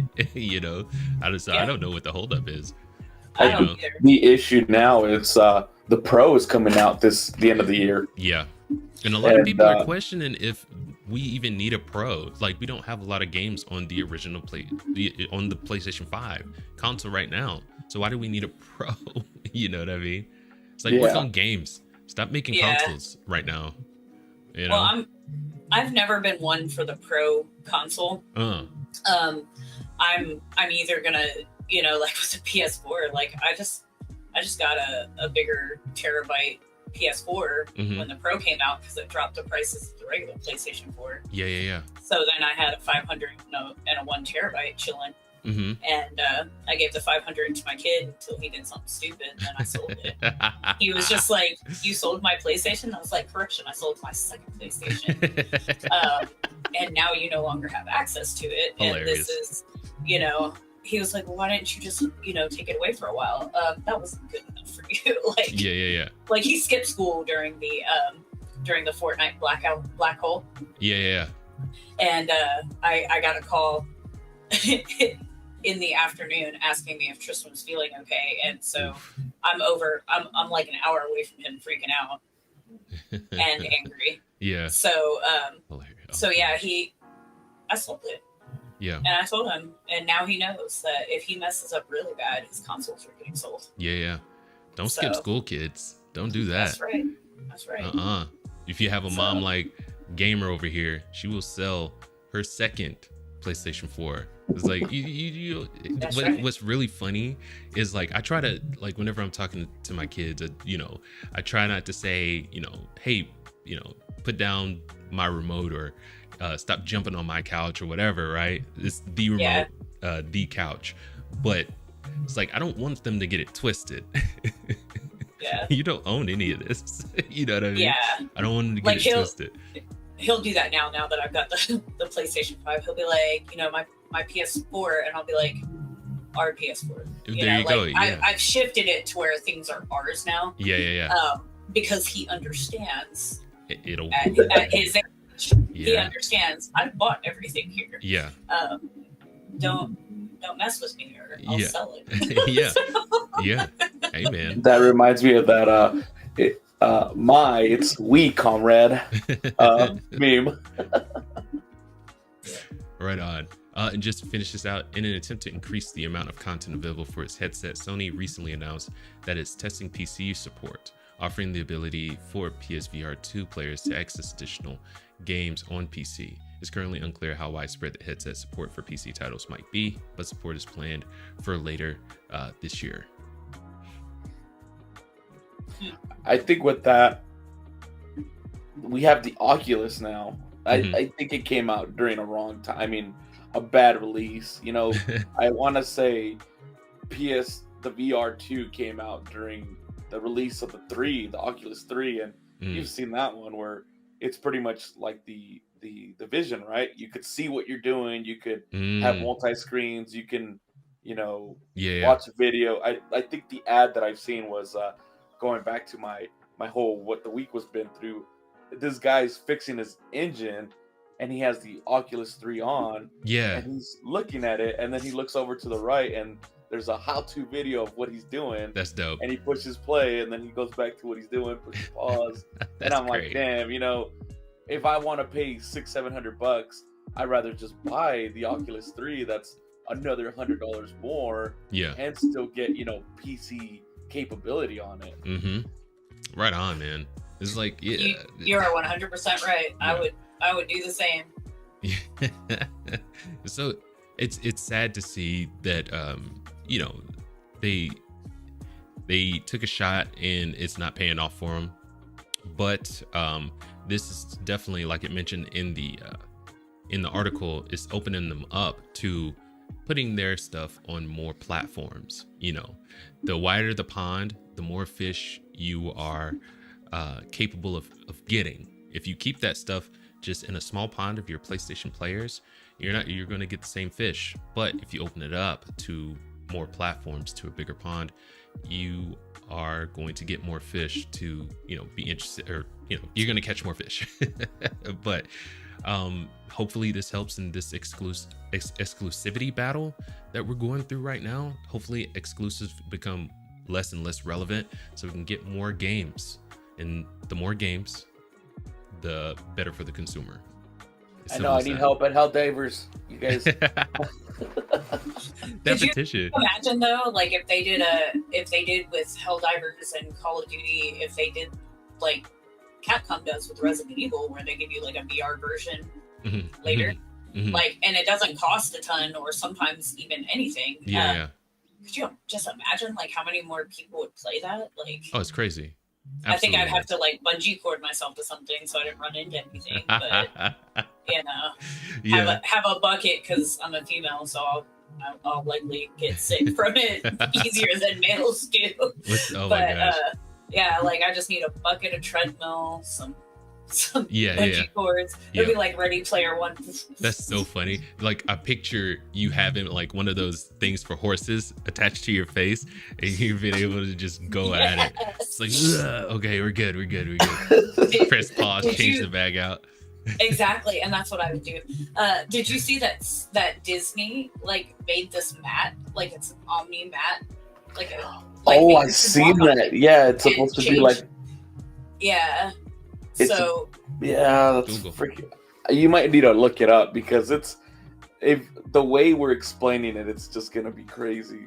Yeah, but it's essentially like rollers, and so like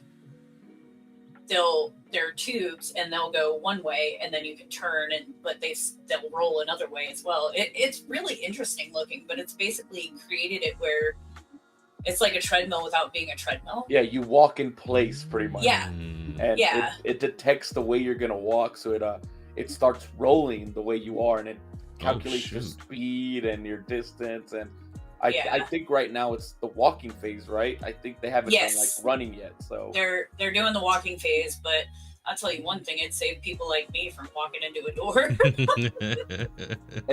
and I believe like Gamer Geek was saying it's gonna be implemented at Disney parks first, Yes. And now they're saying that maybe game developers might get into it just because I don't know if you guys seen like the setup where people are strapped in and they can act like they're running and playing the game. It's so crazy. And I read an article that I don't know if they're gonna do it now. It was only a rumor, but just for their VR support, PlayStation was developing a roller system that where you can sit down and kind of move your feet and it rolls or whatever.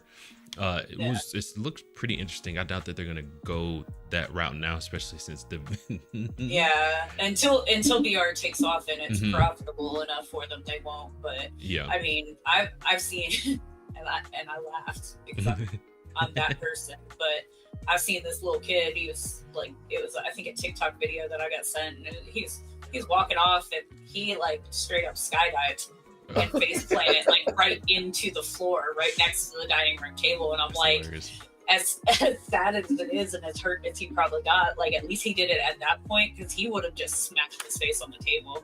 But stuff like that is hilarious to me because it didn't happen to me.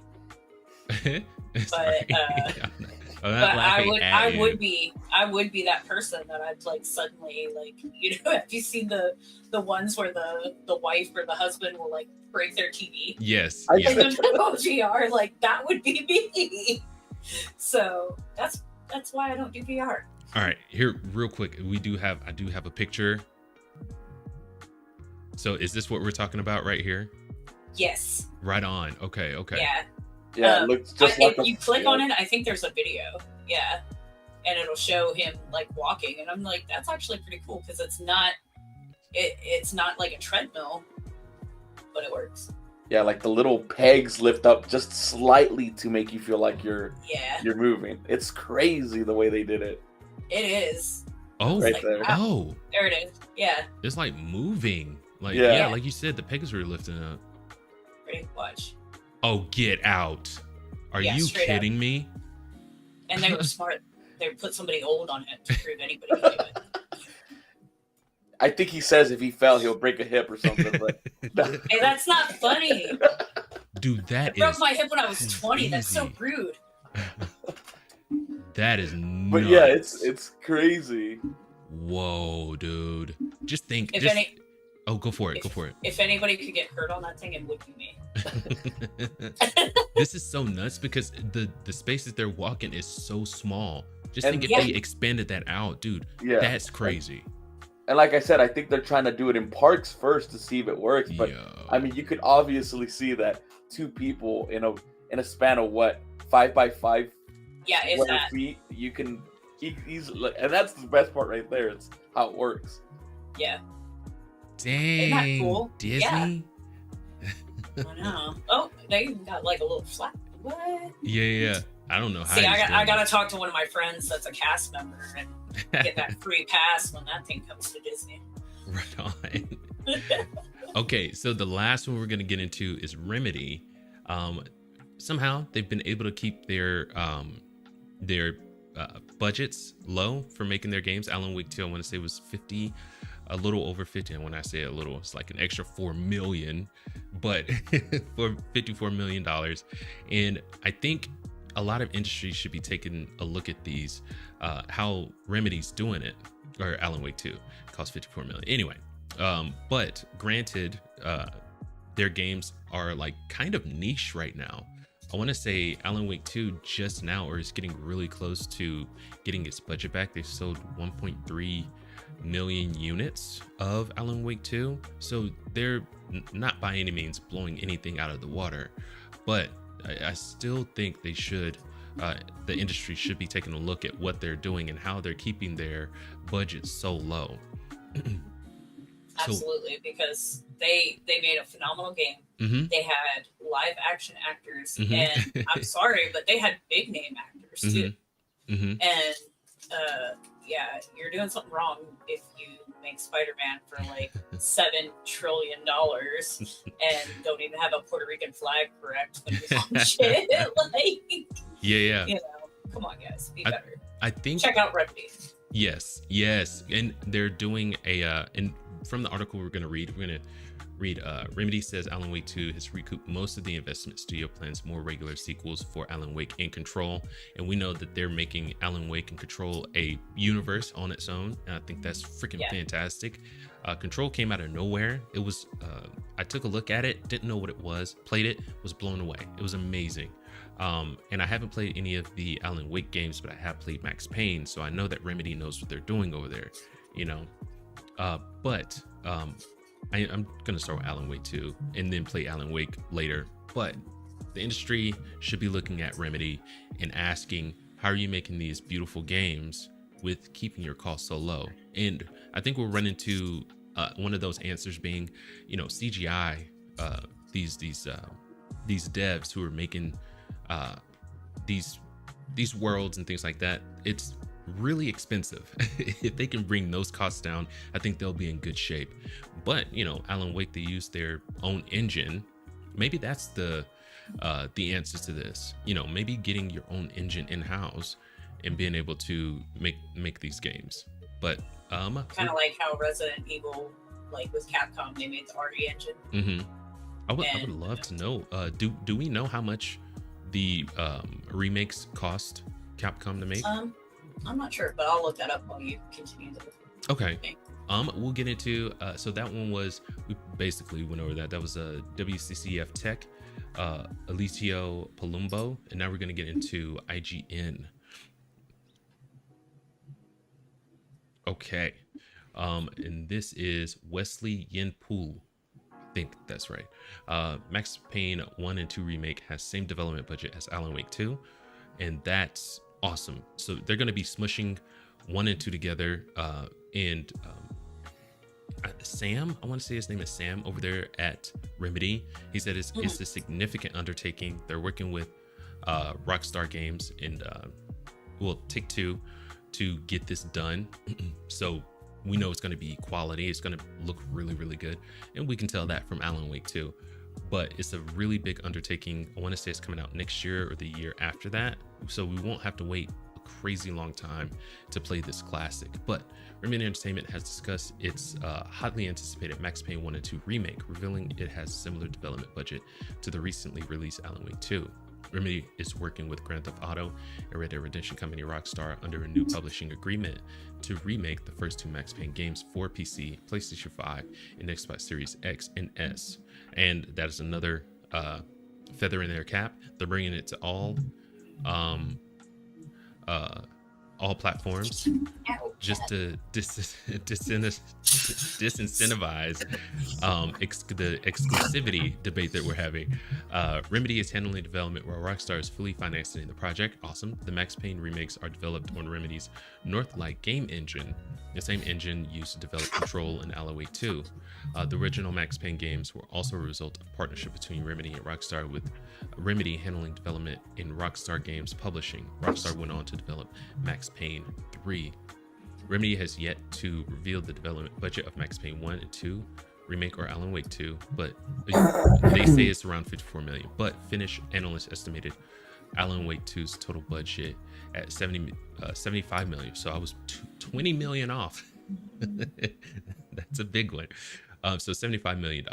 Reporting its financial results for the fiscal year, CEO Tero Virtala said Alan Wake 2 has already recouped a significant portion of the investments made by Epic Games Publishing. After selling over 1 million units by the end of 2023, Alan Wake 2, which went on sale on October 27 as a digital-only release across PC via the Epic Games Store, PlayStation 5, and Xbox Series X and S, is the fastest-selling Remedy game of all time. As Control proved, a great quality game can have excellent long-tail sales, and we expect this to be the case with Alan Wake 2 as well. So I was way off, but I mean, compare 75 million to 250 or 350 million budget. The point was that they were significantly less than what AAA games are costing these days. But are we looking forward? No thanks, IGN. But are we looking forward to Max Payne 1 and 2, or the reboot?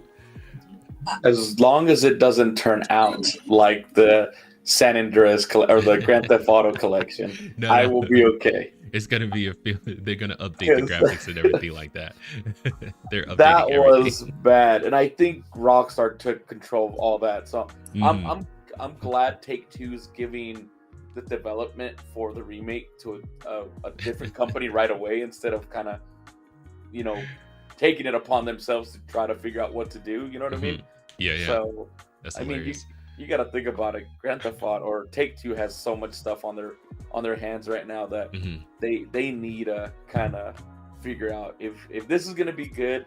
Yeah, let a different company take it, let them do their thing, and then bring it back and see if it's good. Don't just, what they did, gave it to a mobile developer and it became just a mobile game on consoles and PC, and people notice. But Yeah.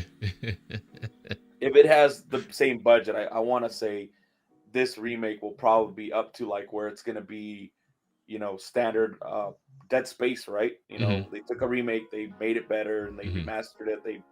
And same story, just better graphics, better engine and everything. So hopefully that's what I'm looking for. I'm looking for Max Payne 1 to look like Max Payne 3 plus, right? Even better. Yeah. Or Alan Wake and Control, because those games are freaking gorgeous, man. Yeah. Yes. I mean, in general, Alan Wake, the first one, looked amazing when it came out. So right? Yeah. If you got that same team that did Alan Wake, and I believe Control was a year or two after Alan Wake, so just the way everything. I mean, Control is amazing, right? You got your whole supernatural flying and all this and all that, but so cool. You gotta imagine you're taking all that aspect from these two suspenseful game and action-based game to a hardcore action shooter, slow motion dive. You know what I mean? I want to say I'm looking forward to how this is gonna look. Yeah, I like the original Max Payne, so as long as they don't butcher it, and like with Resident Evil 4, like they did leave stuff out, so it was still kind of like a standalone game, and they added stuff. But like they did really good. Like that is probably, and Resident Evil 2 is my favorite game. Probably the nostalgia of it. But like they blew me out of the water with Resident Evil 4. Like I played it 3 times in a row immediately when I got it. And I mean, I just loved it that much. Like I immediately went into replays just so I could experience again. So if Max Payne was a classic back then, so they do something really good. And then but I'm gonna have to wait to see to make sure they didn't butcher it. So. And won't be day one, but and I think the reason why Alan Wake isn't selling like Max Payne did back in the day, I think the only reason is because where was I going with that? It's kind of niche, the kind of they're going into the horror genre. They dip into the horror genre, and that's kind of a niche. It's like it's horror and psychological thriller. Which psychological thrillers can throw some people, and so they don't necessarily like it. But also another thing is some people are refusing digital. Not very many, but some people are, and it's an all digital game. Like you can't buy a physical copy. Right on. So that's one of the reasons I haven't bought it yet. So, but I'm gonna end up having to because I need to play it. What's going back to how Alone in the Dark is coming back, right? I don't know if you guys seen that. It came out the other day, actually. So it's like I've seen good reviews on it. I am not a horror based gamer. I'll play Resident Evil because it has its little bit of action. But, and Dead Space too. Anything like psychological horror. Oh man, I'll creep myself out. I'll get deep in my thoughts. Dead Space is haunting though. Holy and I'm dude. Actually really ready for Alone in the Dark, and it might be something that I pick up this weekend. We'll see. Yeah, you gotta let me know how that one is, because I've seen videos and people playing it already, and it looks good. But like it looked like it was gonna creep me out, and I've got I don't know if it's because I grew up like as an artist or whatnot, but I mean, my imagination will take over. And I mean, I'll have like I'll psych myself out. Yeah. Like I'm going around the corner, or PlayStation has the 3D audio, so I'll hear something. Oof. And I'll be like, where is it? And I'll be like, the camera, like if I didn't edit my videos, y'all would get so sick. Because I'll be like spinning around, where's the zombie? Where's the zombie? And then like I'll find it like down the hall and through a door. And I'm like, really? Yeah. Like, Yeah. You know, so That's but I'm hilarious. worse with like psychological orders, because I'm like, it could be this or it could be this, or oh my gosh, what if they do that? And Yeah. so I'm gonna probably enjoy it as long as they did a good job. Right on. So I'll let you guys know if I do pick it up, and then we'll talk about it. But I'm excited for it. Right on. Okay. So my final thoughts on that one is, I'm glad to see that you can make really good games on a smaller budget. You don't have to go, crazy with it. The only caveat I will say, or in defense of these other games that are going freaking ridiculous, is that Alan Wake, Control, they are different as far as the kind of genre that they're in, so it might be different than making like a Spider-Man game. The technical parts of it is a little different, but I refuse to believe that there is no way to bring these costs down to develop these games. I refuse to believe that. Yeah, there's a way that they can do it, and I know it. Mm-hmm. I know that with investors pushing for games to come through quicker, they're like, and now that they've fired all these devs, like people are going to be worked to death. Yeah, and it's not going to be a good thing. I think game quality is going to start to suffer. Yeah.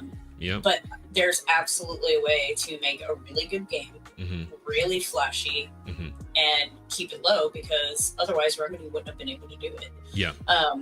I can't find the exact cost for Resident Evil 4 Remake, because I don't think Capcom gives the budgets out, but it's suspected to have been about 80 to 100 million. Okay. See, yeah, that's not bad. That's which not crazy.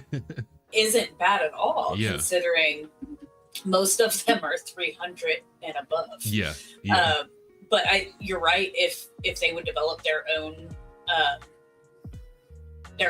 engine, it would probably work. Like you and I had discussed, I think like a week or two ago, that Unreal Engine is going to start charging like $5,000 a seat once you make over X amount of money. And I mean, I get that, but why now? Unreal Engine 5's been out for what, like 5-6 years? Yeah. And everybody's using it, and now you're going to start trying to capitalize from it. Well, now that's going to put more pressure on the industry. Yes. And they're going to need to do stuff. So I know a lot of people are like, well, AI could help. Well, you're going to take jobs away and things aren't going to be done right. Like, AI can help a little bit, but you need to do better than just AI to save costs.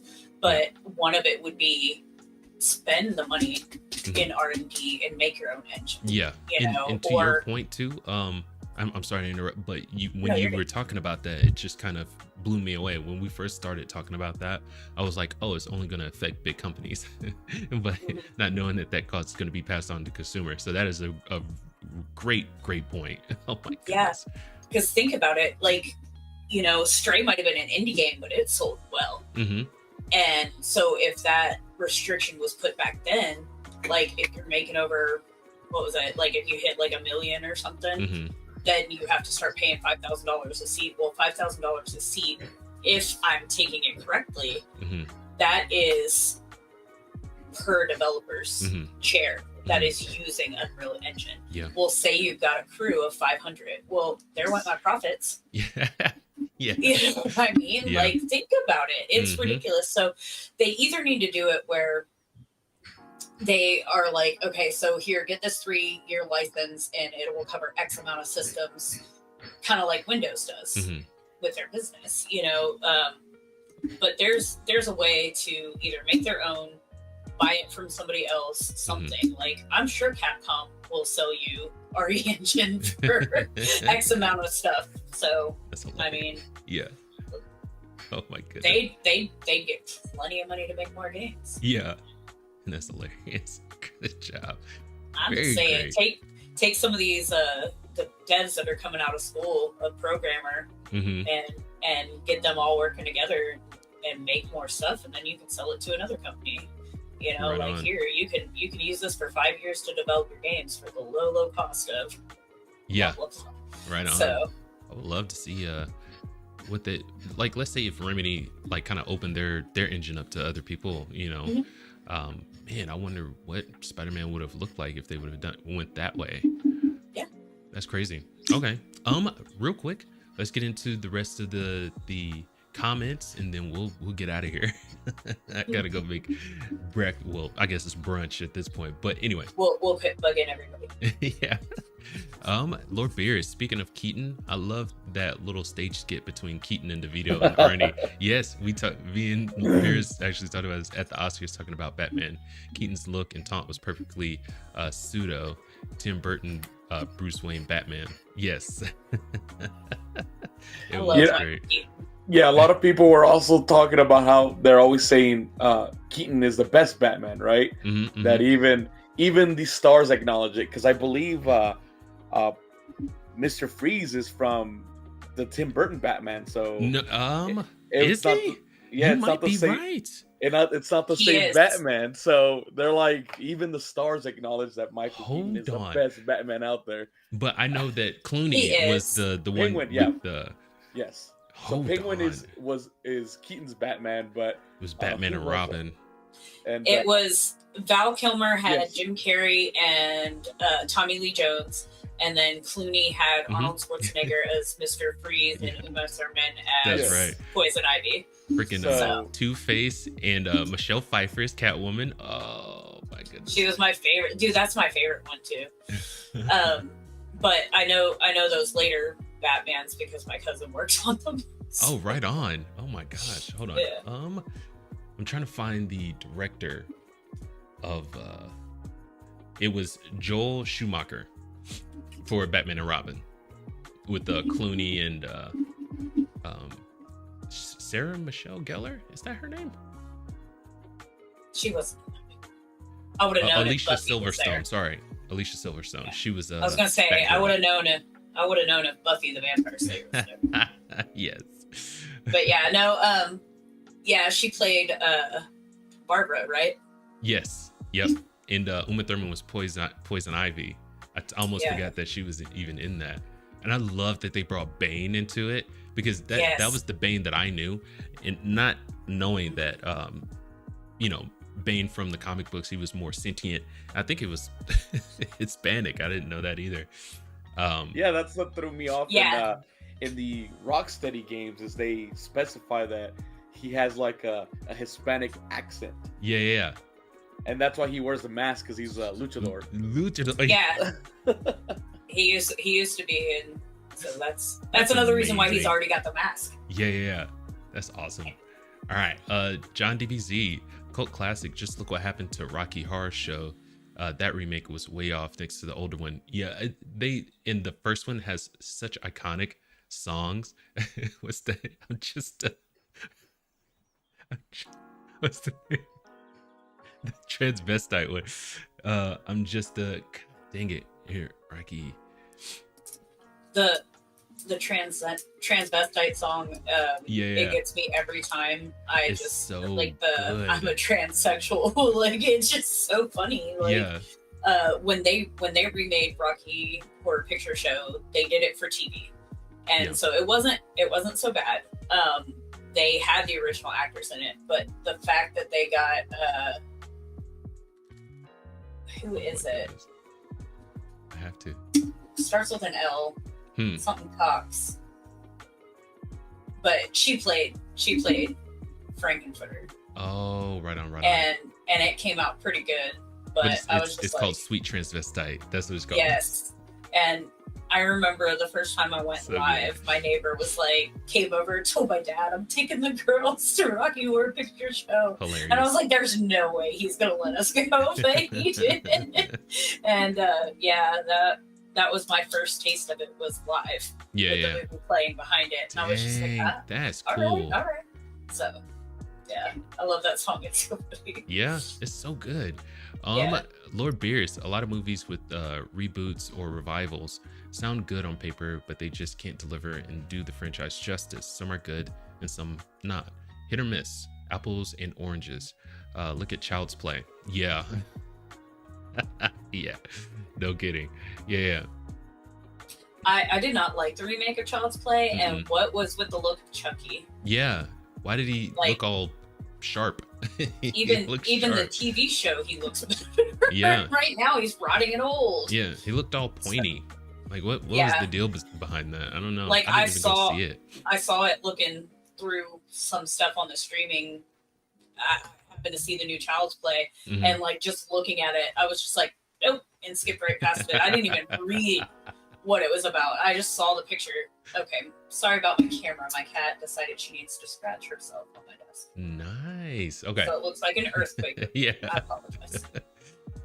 J Bug, regarding the headsets, what's the best one to get in the panel's opinion? I've heard really good things about Sony's the PlayStation new headset, and then I mean, I'm a PlayStation guy, so staying in that ecosystem, it kind of it's pluses in that favor. So, but yeah, I heard the headset for PlayStation, the new PlayStation headsets are really, really good. Even their earbuds I heard were really good too. I was gonna say, yeah, regarding on what kind of headset, I mean gaming headset or regular headset. I have both. I use both Sonys actually. I have a wired headset just like a Beats, just for chilling and listening to music, but I also use it for the streaming with an adapter, and it works just fine. And with PlayStation having the aux plug-in, it works as well. So going with your comment, most Sony headsets, even if it's not a gaming one, it works pretty well. I'm actually using the earbuds right now for the stream, and it works just fine. Holy crap. So I'll just pop one off and listen to what's going on, put one back on, and it goes back to the whole, can't hear anything, just hear yourself. And works. I like it. Right on. Yeah, okay. Sony, as far as their new gaming headphones and everything that go with the PlayStation, are really, really good. VR wise, if you're just looking at gaming or something like that and not trying to like do everything else, I would say the PS VR 2 is actually really great. They actually did a lot of work on the design and R&D, because it's primarily women, because our brains are wired different. But people will get motion sick, or the proper term is simulator sick. Yeah. Simulation sickness. And a lot of like training in the military or pilots and stuff will get that. Okay. And you basically, you have to keep doing it to build it up and kind of train your brain. Gotcha. But with the PSVR 2, they have worked great strides to make it to where you don't really get sick. I haven't heard that so much on the other ones, but I would probably say if you're looking for something like all around to do multiple things, I would probably go Oculus. Right on. Okay. So. I like because I've been looking into this when I heard about the price of the PSVR 2. I was looking at the MetaQuest 2 and 3, and I'm not gonna lie, the 2 looks like it has that sweet spot. It's just new enough where it has some of those really good things, like, being able to, if I'm not mistaken, you're able to see outside and interact with the apps on it, but it's, old enough where its price is reasonable, not saying that the MetaQuest 3 isn't, reasonably priced, but it is more expensive. You're looking at $400 to $500 for that. So, which is true. The reason that I stay away from Meta is because while I have Facebook, I have, my two sons here actually don't have Facebook. Yeah. And so I also have a little bit of trust issues with social media. Yeah. Having ties to my game stuff. Yeah. Because they're targeted a lot more. Yeah. So while I agree with you on MetaQuest, that's something that I think players need to also look into, like who's providing the service, what is in it, what are security things going on, what are the reviews saying. And as far as reviews go, I mean, I'm not just talking, what does IGN say and all that other stuff. I'm talking about talk to gamers, like kind of how you're doing with us now. I can't use the VR because it's taken me so long just to be able to play through games for more than 30 minutes that I am too scared to try the VR. But you know, if it comes to one of my kids wanting something, I'm probably going to buy him the Oculus. Okay.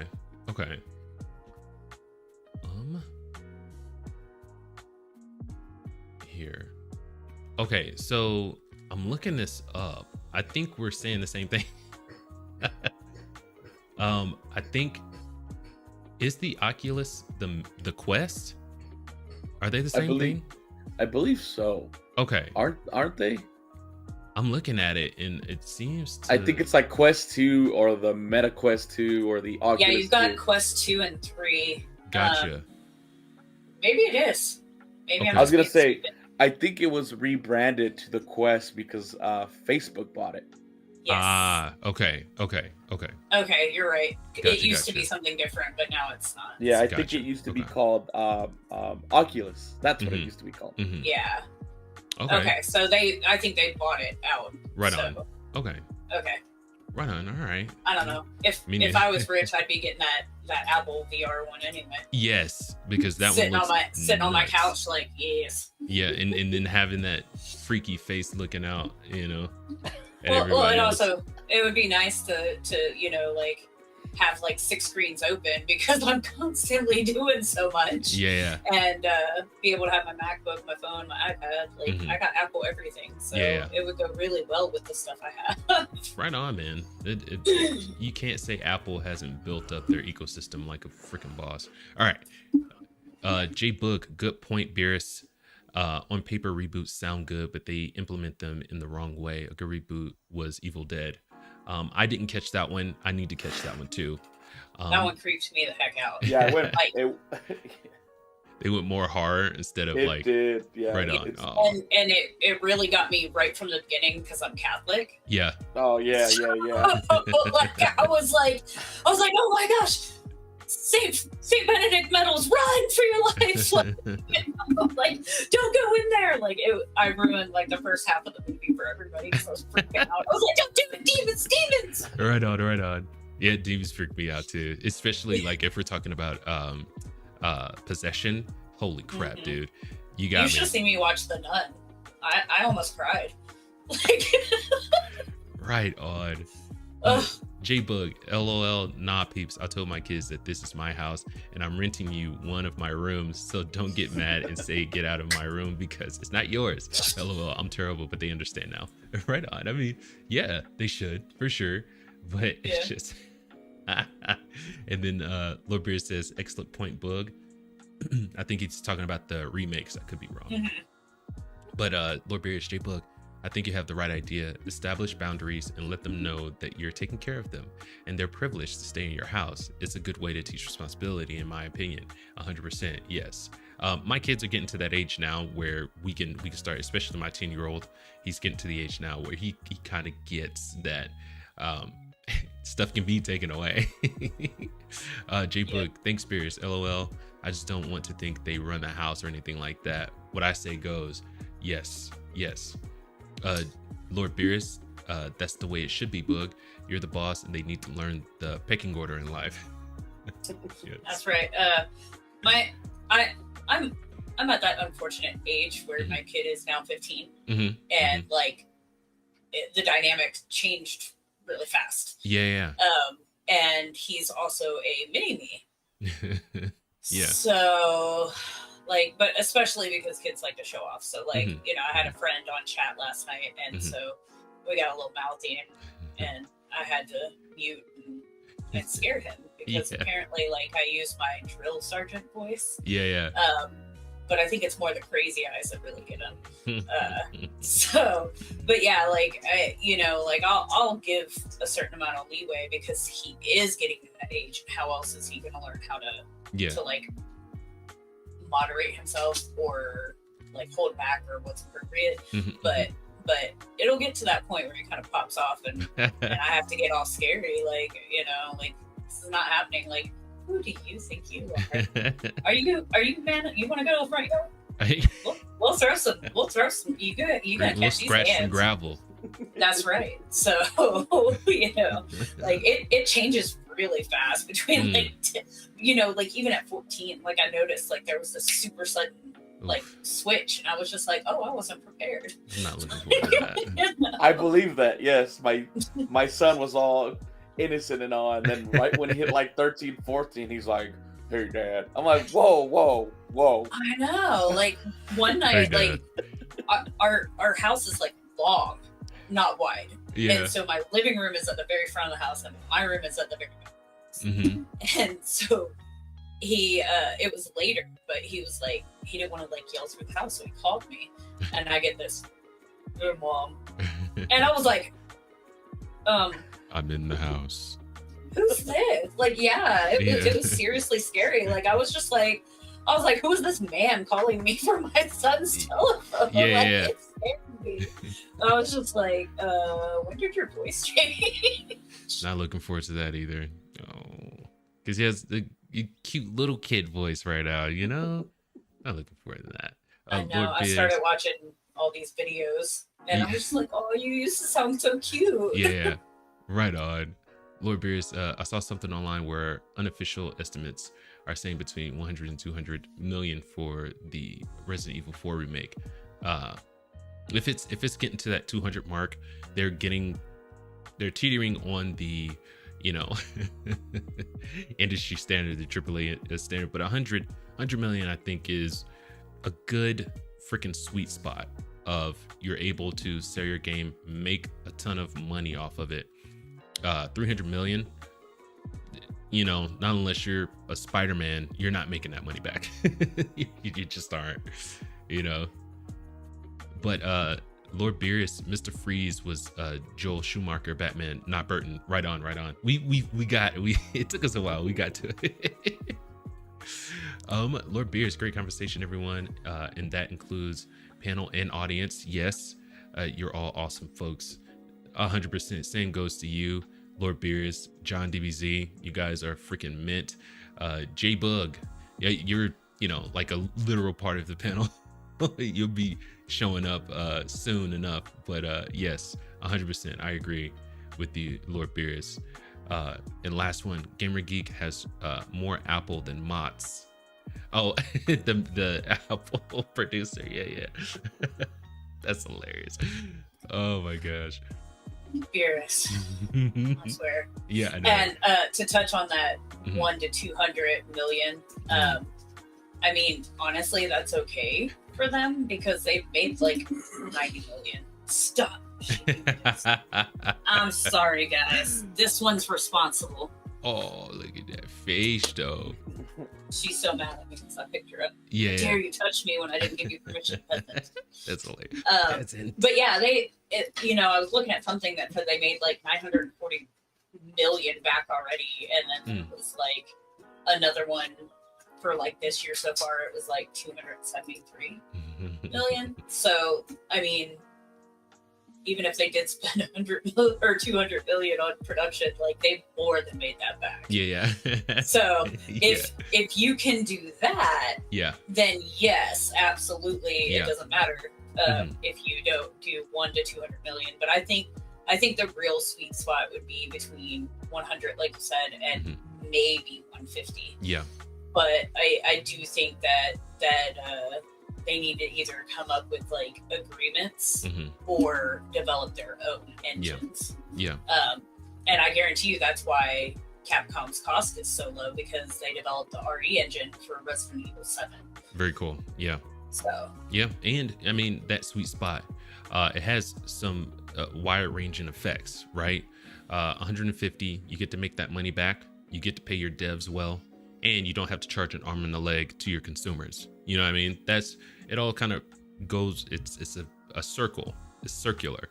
If they have to pay more in their development, that means that they're paying their devs more, or they're doing a lot of overtime or whatever. And then they're, you know, it's costing us an arm and a leg. You know what I mean? So if they can bring that down, I think it makes everyone happy, you know. But any last farewell, I guess, thoughts? Any last thoughts? that I'm really hungry. Me too. Yeah, it's about that time for some. Yes. I was afraid that, you know, my mic picks up everything, and I'm like, oh, my stomach just growled. Did they hear that? Like, Oh no, you're good. No, I didn't hear that. But no, like I think it was a really great panel today. We hit like a lot of stuff, but just like games going all digital, never being able to buy physical ones again and risking losing them. Yeah. Y'all stop spending $20 on a microtransaction. Yes. Yeah. Oh yeah. We're looking at everyone that played the Diablo game, the mobile, because that was absolutely ridiculous. You know, and I mean, you know, definitely got to look at these companies spending so much and feeling like they have to either greedily make more money or, you know, recoup the cost of that it took to make the game. You know, whatever the case may be, a real reevaluation needs to be made. As simple as that. I feel like you get more value for the money with Fortnite, but I understand more spending money on that because I didn't spend $70 to buy your game. Yeah. And you are constantly changing it. You are constantly developing. And, you know, we're seeing this evolution of it constantly. And it hasn't just been like dead stop, you're stuck here. Yeah. Or anything like that. Like, I mean, you get mini concerts. Yeah. That's, you know, that's like, super cool, dude. I gotta say. Man, right? Yeah. Like I don't play Fortnite, and even I'm like, when is it? Exactly. And I'll like run out there and watch, you know. Yeah. And you know, like I got out my popcorn and everything like that. You know, it's awesome, but that the money from those microtransactions is making this stuff happen. Yeah. And it's paying everybody, and it's doing this and that. So, like sometimes I'll complain about the cost of stuff with Fortnite, but you're constantly getting something. Yeah. You know, the only thing that I hate is that there's so many skins and so many, like, you know, like you don't need to update your item shop that dang much. And you could give us a little bit of a break because us parents is broke. Real quick. So Lord Beerus says gamer here, do I still have it? No, never mind. Give me 1 second. He says gamer, I swear to. Gamer Geek got though, and then this last one he says Geek just wants to save money to spend on Taylor Swift. You know, I mean, I do. Yeah. And video games. It's tailored video games, you guys. Like, my kid doesn't have a college fund. I spend it on the Eras Tour concert. Right on. All right. So anyone, thank you for popping in. Lord Beers, John DBZ, J Boog, and if you didn't even if you're watching, didn't leave a comment, we really appreciate you. If you want to get in touch with get a hold of Panda or Gamer, we have this the lower third at the bottom. It has their YouTube and their X. Get a hold of them, make requests, all kinds of stuff. We really appreciate it. And yes, we do have a request that we were given the other day, and we're gonna look into that. See what we can do with it. So, like we said, we do get it, and we are going to do something with it. It's just that it might take a little time. So definitely hit one of us up. We all three talk through it. So right on. All right, Pent, do you have any last thoughts? I think we covered a lot of stuff today, so I think we should be all right. Okay. Like you guys were saying, if you guys got anything else that we might have missed, let us know. We're always there to jump the gun and get everything going for you guys. So I think we do pretty well. Absolutely. Right on. All right. Well, you guys, I'll talk to you guys. I guess backstage. Yeah. Backstage, off camera conversation. Yeah, off behind camera. The scenes. Behind the scenes. Thank you, everybody. Thank you for having me, Fox. And it was great being with you this week, Panda. You have been missed. Yes. I know, so much stress. Oh my God. All right. Right on. So we covered a bunch of stuff. Super fun conversation today. Thank you guys for stopping by. If you have any requests or anything like that, please hit any one of us up on our X or leave it in the comments in the YouTube. We definitely take a look at those.